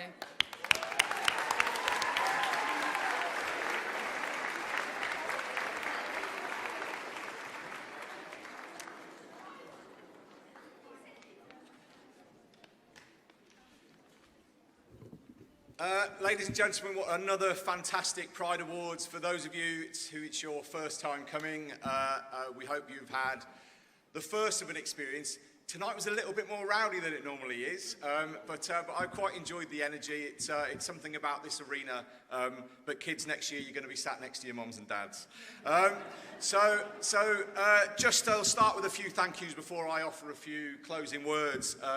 So first of all, a massive thank you to our students. When we first did this, and interesting, I don't know if any of you have got an Alexa that, you know that word you whisper at home in case you don't want to set off the thing. And we've got one with a screen and it brings up old photographs. And just a couple of days ago, it brings up the photographs of our first Pride Awards 15 years ago. Aston Villa footballer Ian Taylor was there as our guest, along with Daniel Keynes, 400-metre runner, Olympic runner. And there were photos of people who are now teachers at Streatley at those Pride Awards. So Miss Wiggins was there picking up a Pride Award, and also Mr. Sanders was there, but I think it was his brother that was picking up an award that evening. But when we did that, it was always the teachers that did the bit up the front, and I think Mr. Hughes actually read out the students' names, and we just thought, you know what, our kids can do this better than we can do it, and they definitely have showed that tonight. So a massive thank you to Rosie, Emma, Madison and Gabrielle, who have all presented this evening, and we've also got an award for them, so if you can come up. So guys, can you come up on the stage, the four of you, wherever you are.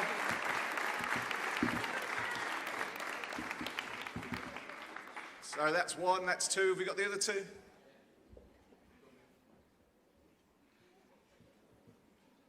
Guys, you want to just come to the middle and get a photograph, because I think, and a huge round of applause, because you've done a fantastic job this evening.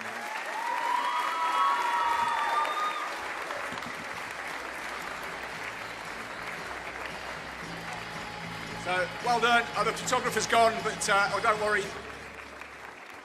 But a fantastic job by the four of them. Thank you. Thank you, girls.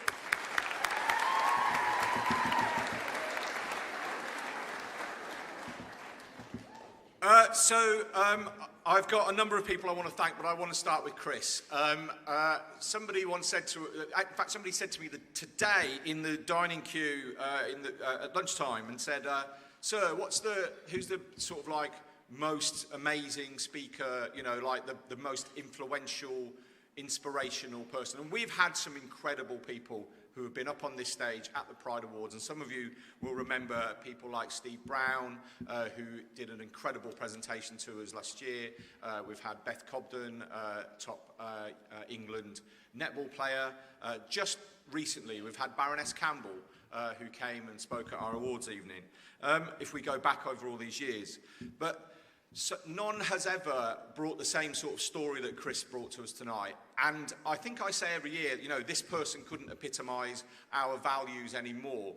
But how can a person like start from a beginning where you are living in a shanty town where you have no toilets, no electricity, where literally you are starting from the most basic of beginnings in life, and then be able to move through your life to the point where you are sitting with the Queen in Buckingham Palace, protecting one of the greatest human beings that has ever set foot on this earth in Nelson Mandela. So, Chris, can I just thank you, because it's been an absolute privilege to be able to sit there tonight and listen to your story, and also by proxy the story of Nelson Mandela. And I think it is a story for our times, as we all sort of question where we are in our worlds. But and I don't want to get political on it, because I know people have their views, but absolutely nobody can contest what you had to overcome in a country where legally you were devalued. And to come from that and to be able to stand here and inspire our young people. So I thank you so much for speaking this evening.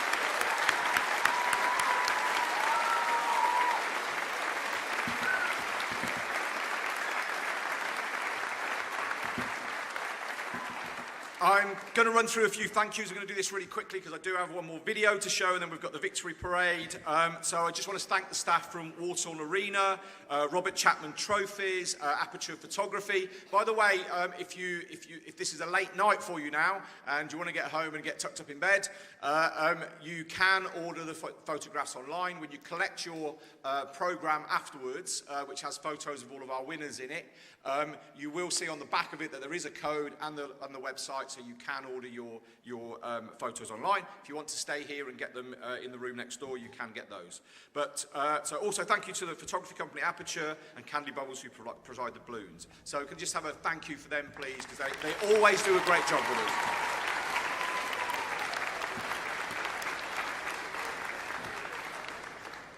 Can I thank our performers this evening? So we've had Carly, who came and played the clarinet. We had our, I would call it challenging from Mirembe, because she knows how to start a party, and she just said, the kids joined in, the adults, you're boring. And I was there as well, a little bit uncomfortable. Could I be the first person at the front of the room to stand up and dance? And no, I didn't. I feel like I've let myself down. But I thought that both of the performances tonight were fantastic. So can we just say thank you to the girls?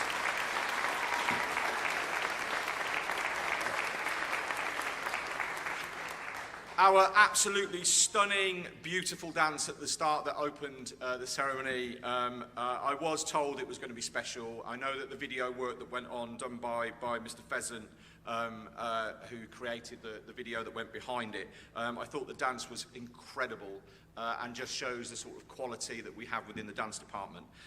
So can I just thank the dancers, Emmy, Faye, Leah and Nia, please. We have a huge round of applause for them.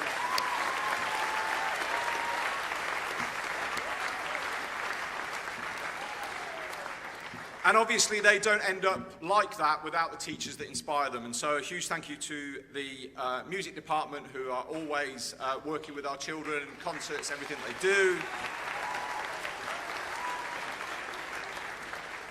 I have left till last of the staff who worked on those performances, Miss Melia.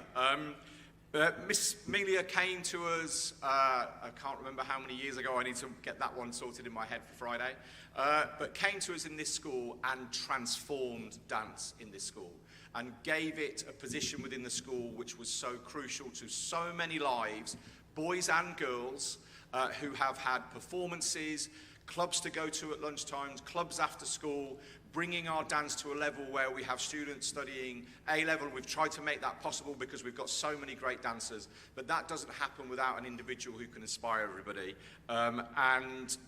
She came to us and forced dance onto our curriculum.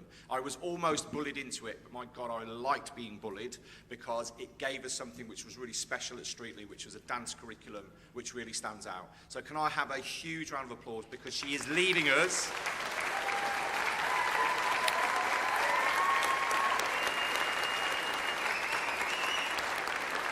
And the reason for the particular tribute is she is leaving us at the end of this year and is going into special education, and we know that our loss will be there again. So we wish, I was going to say Miss Parsons, who was when she joined us, but Mrs. Melia, all the very best in her future career. A few other thank yous for the staff. Miss Stanley for doing the programmes, Miss Tabru who does all of the tickets, the IT team, and it is always stunning, isn't it, what happens up here on the screens and the work that they do. Mr. Wotton and Mr. Pheasant, Mr. Wotton who's done all the IT and the videos and, for the presentation, and then the actual videos that are made are done by Mr. Pheasant, and then Miss Salisbury, who was our announcer this year, so we tried to make sure we got all the names right by having a staff member doing that. So can I just have a huge thank you for all of the staff who have contributed to getting us to this point.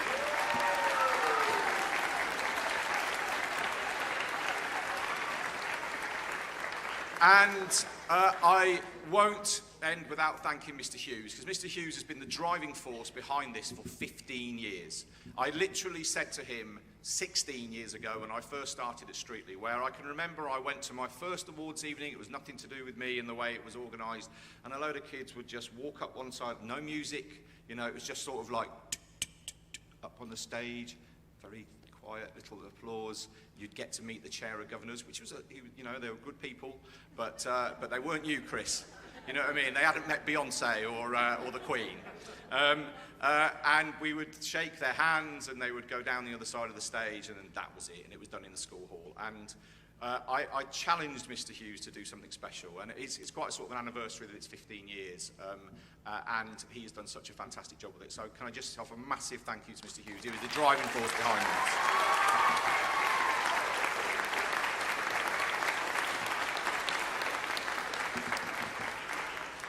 And so it sort of leads me to my final words, and I always sort of sit back and watch and try and think about what I'm going to say when I come up here. But I was a little bit planned in advance for tonight, and the reason for that is we've done a lot of soul searching in the school, and particularly amongst the leaders of the school in the last few months, because we've started to talk about what does pride really mean within the school? What do the pride values really mean, and what do they look like?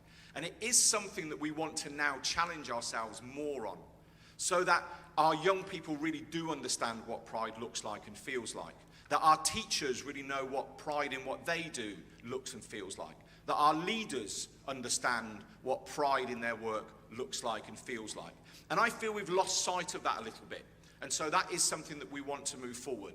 So I did say to Mr. Pheasant, and said, could you just do me a favour, put me a video together of just what makes Streetly, and it is really our young people. It's not our teachers. They are such a crucial part, and they nurture that.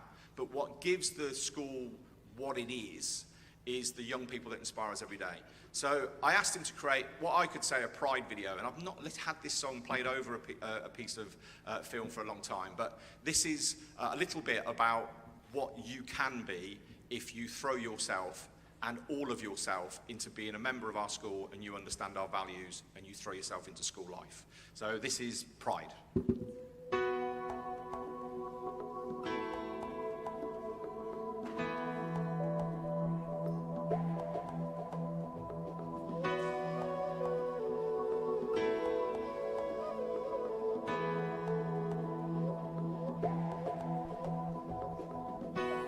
I look into the window of my mind,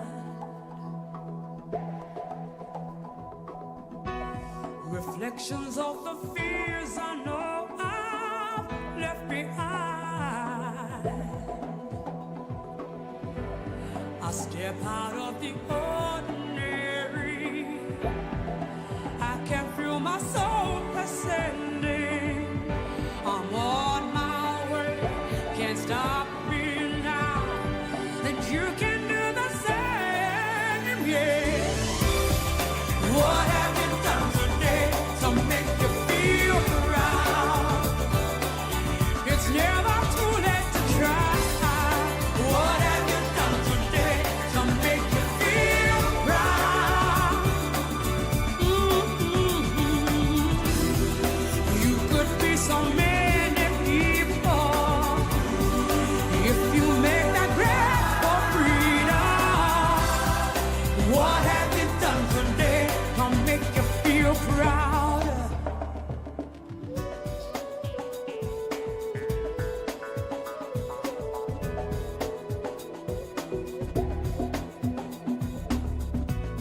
Still so many answers I don't know.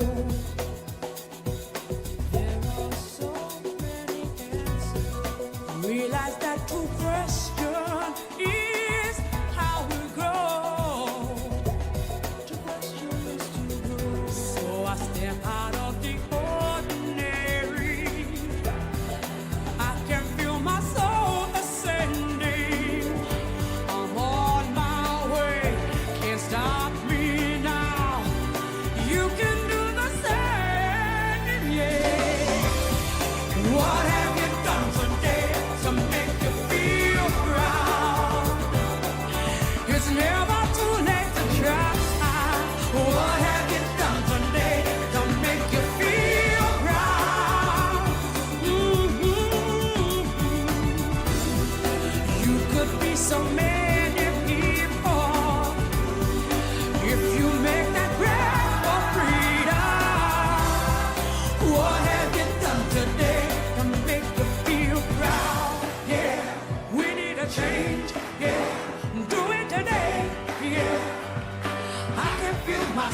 and rise and change, yeah. We need a change, yeah. So do it today, yeah. 'Cause I can see you there rising. What have you done today to make you feel proud, yeah. Let me hear you, let me hear you, let me hear you. So what have you done today to make you feel proud? Yeah, yeah, yeah. 'Cause you could be so many people if you make that breath for freedom. So what have you done today to make you feel proud? What have you done today? Yeah, let me hear ya. What have you done today? What have you done today? What have you done today to make you feel proud? Oh yeah, yeah, yeah.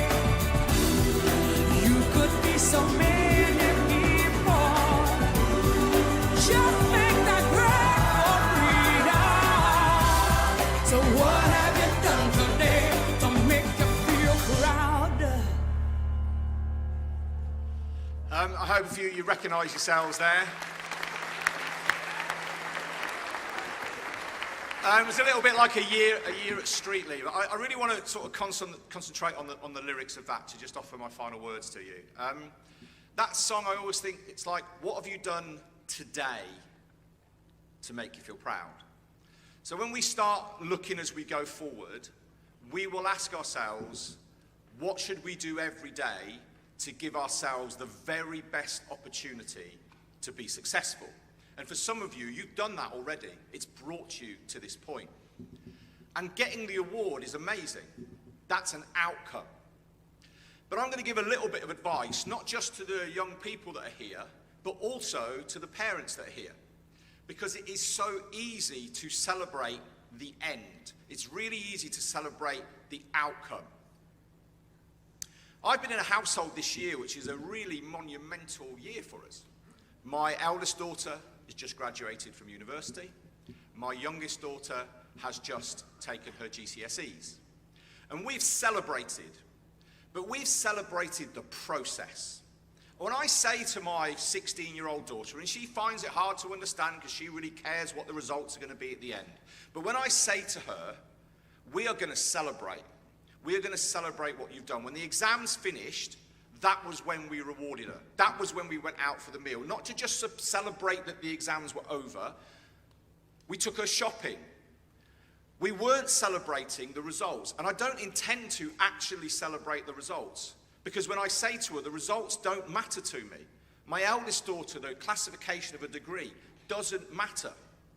But what mattered to me was the effort and the person that they became in that process. The way in which they challenged themselves, the way in which they realised that today I don't really want to do this. I don't really want to go to the library if you're at a university. I don't really want to get up and sit in a room and do revision because I've got exams on something that I'm going to be examined on in about 6 months. But it's my mock exams. It don't really matter. And do you know what? My mates, they ain't that bothered either. So I'm just going to not bother. So the celebrating the process was about the fact that they did bother, that they did get up in the morning, that they did do the revision, that they didn't turn up late, that they didn't find a reason not to do the homework. And that's the bit, the character is the bit that I want to celebrate.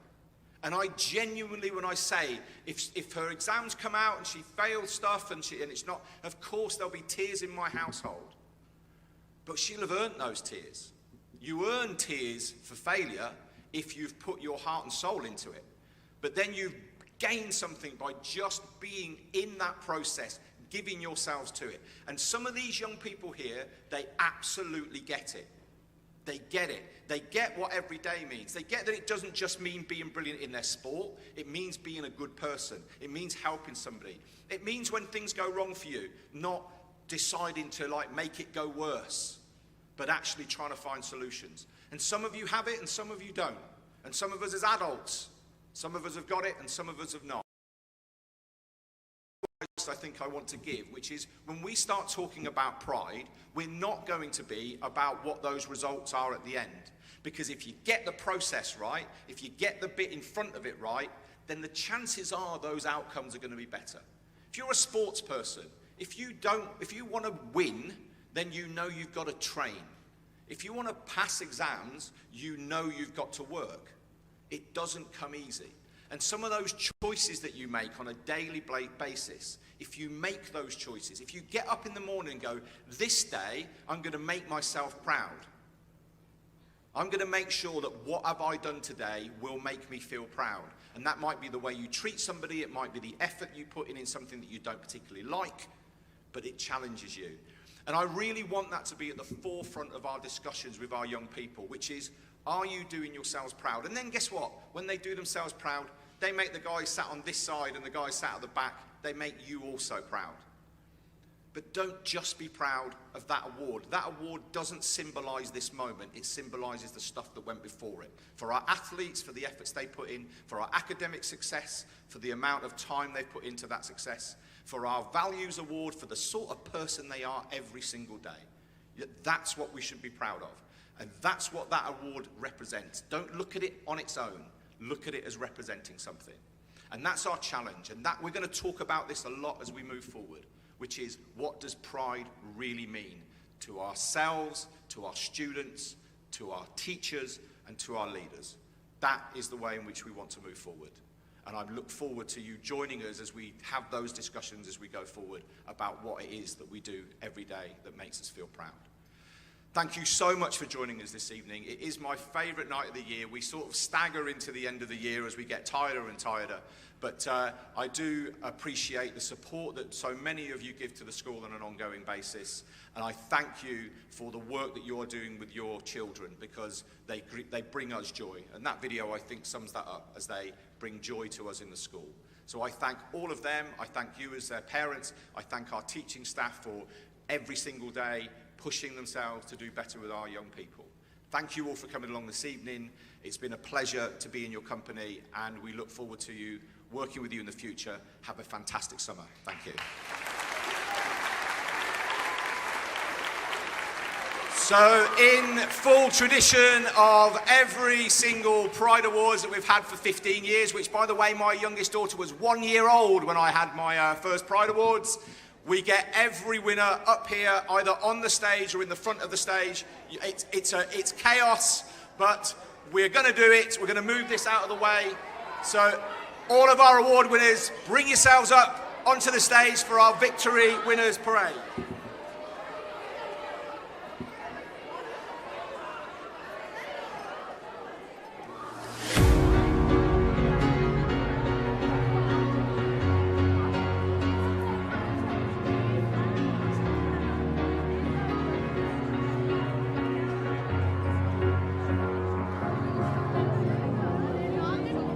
Cause you're a sky full of stars. I'm gonna give you my heart. Cause you're a sky full of stars. Cause you light up the park. I don't care, go on and tear me apart. I don't care if you do.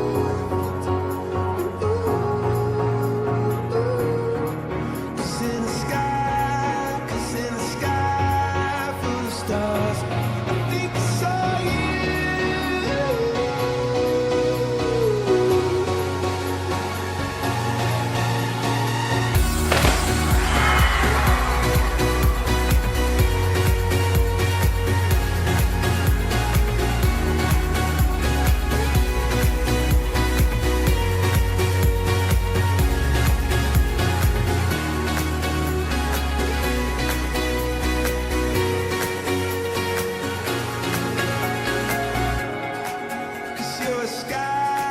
Cause you're a sky full of stars. I wanna die in your arms. Cause you get light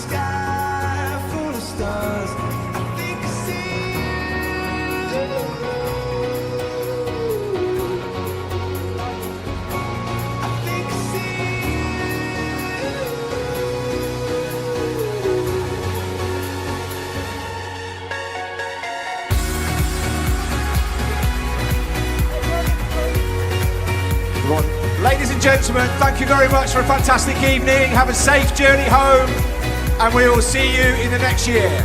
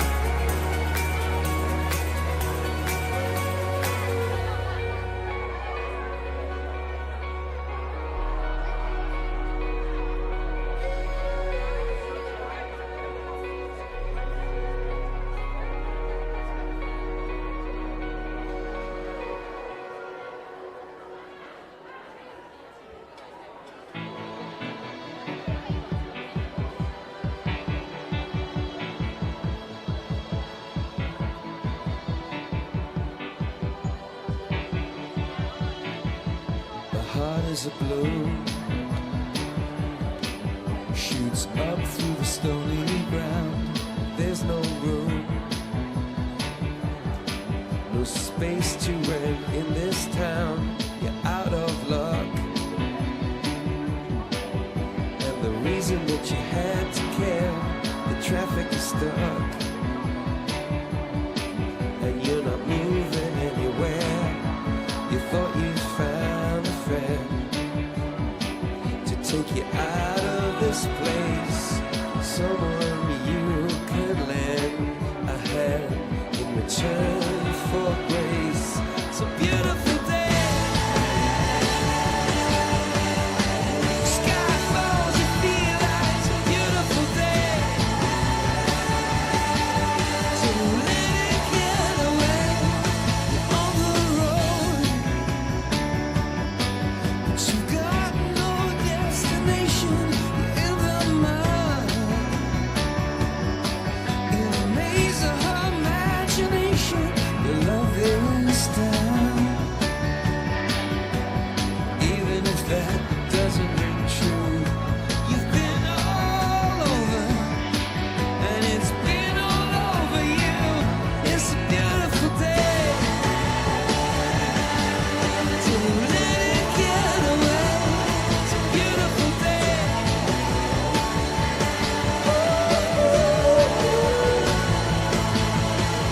Touch me, take me to that other place. Teach me. I know I'm not a hopeless case.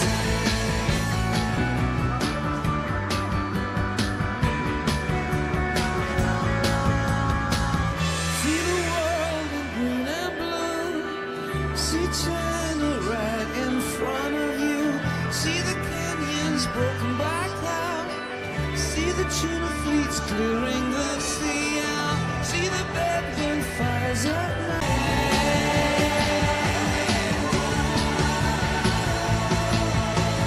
Touch me, take me to that other place. It's me. I know I'm not a hopeless case. What you don't have, you don't need it now. What you don't know, you can feel it somehow. What you don't have, you don't need it now. Don't need it now. It was a beautiful day.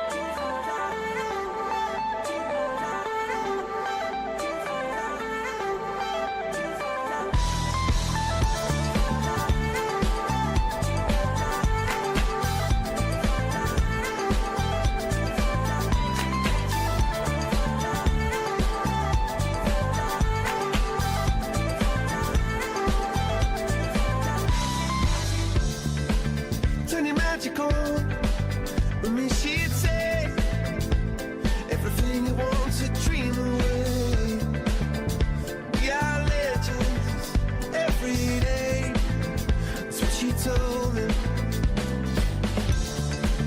turn your magic on. To me she'd say, everything you want's a dream away. Under this pressure, under this weight, we are diamonds, and I feel my heart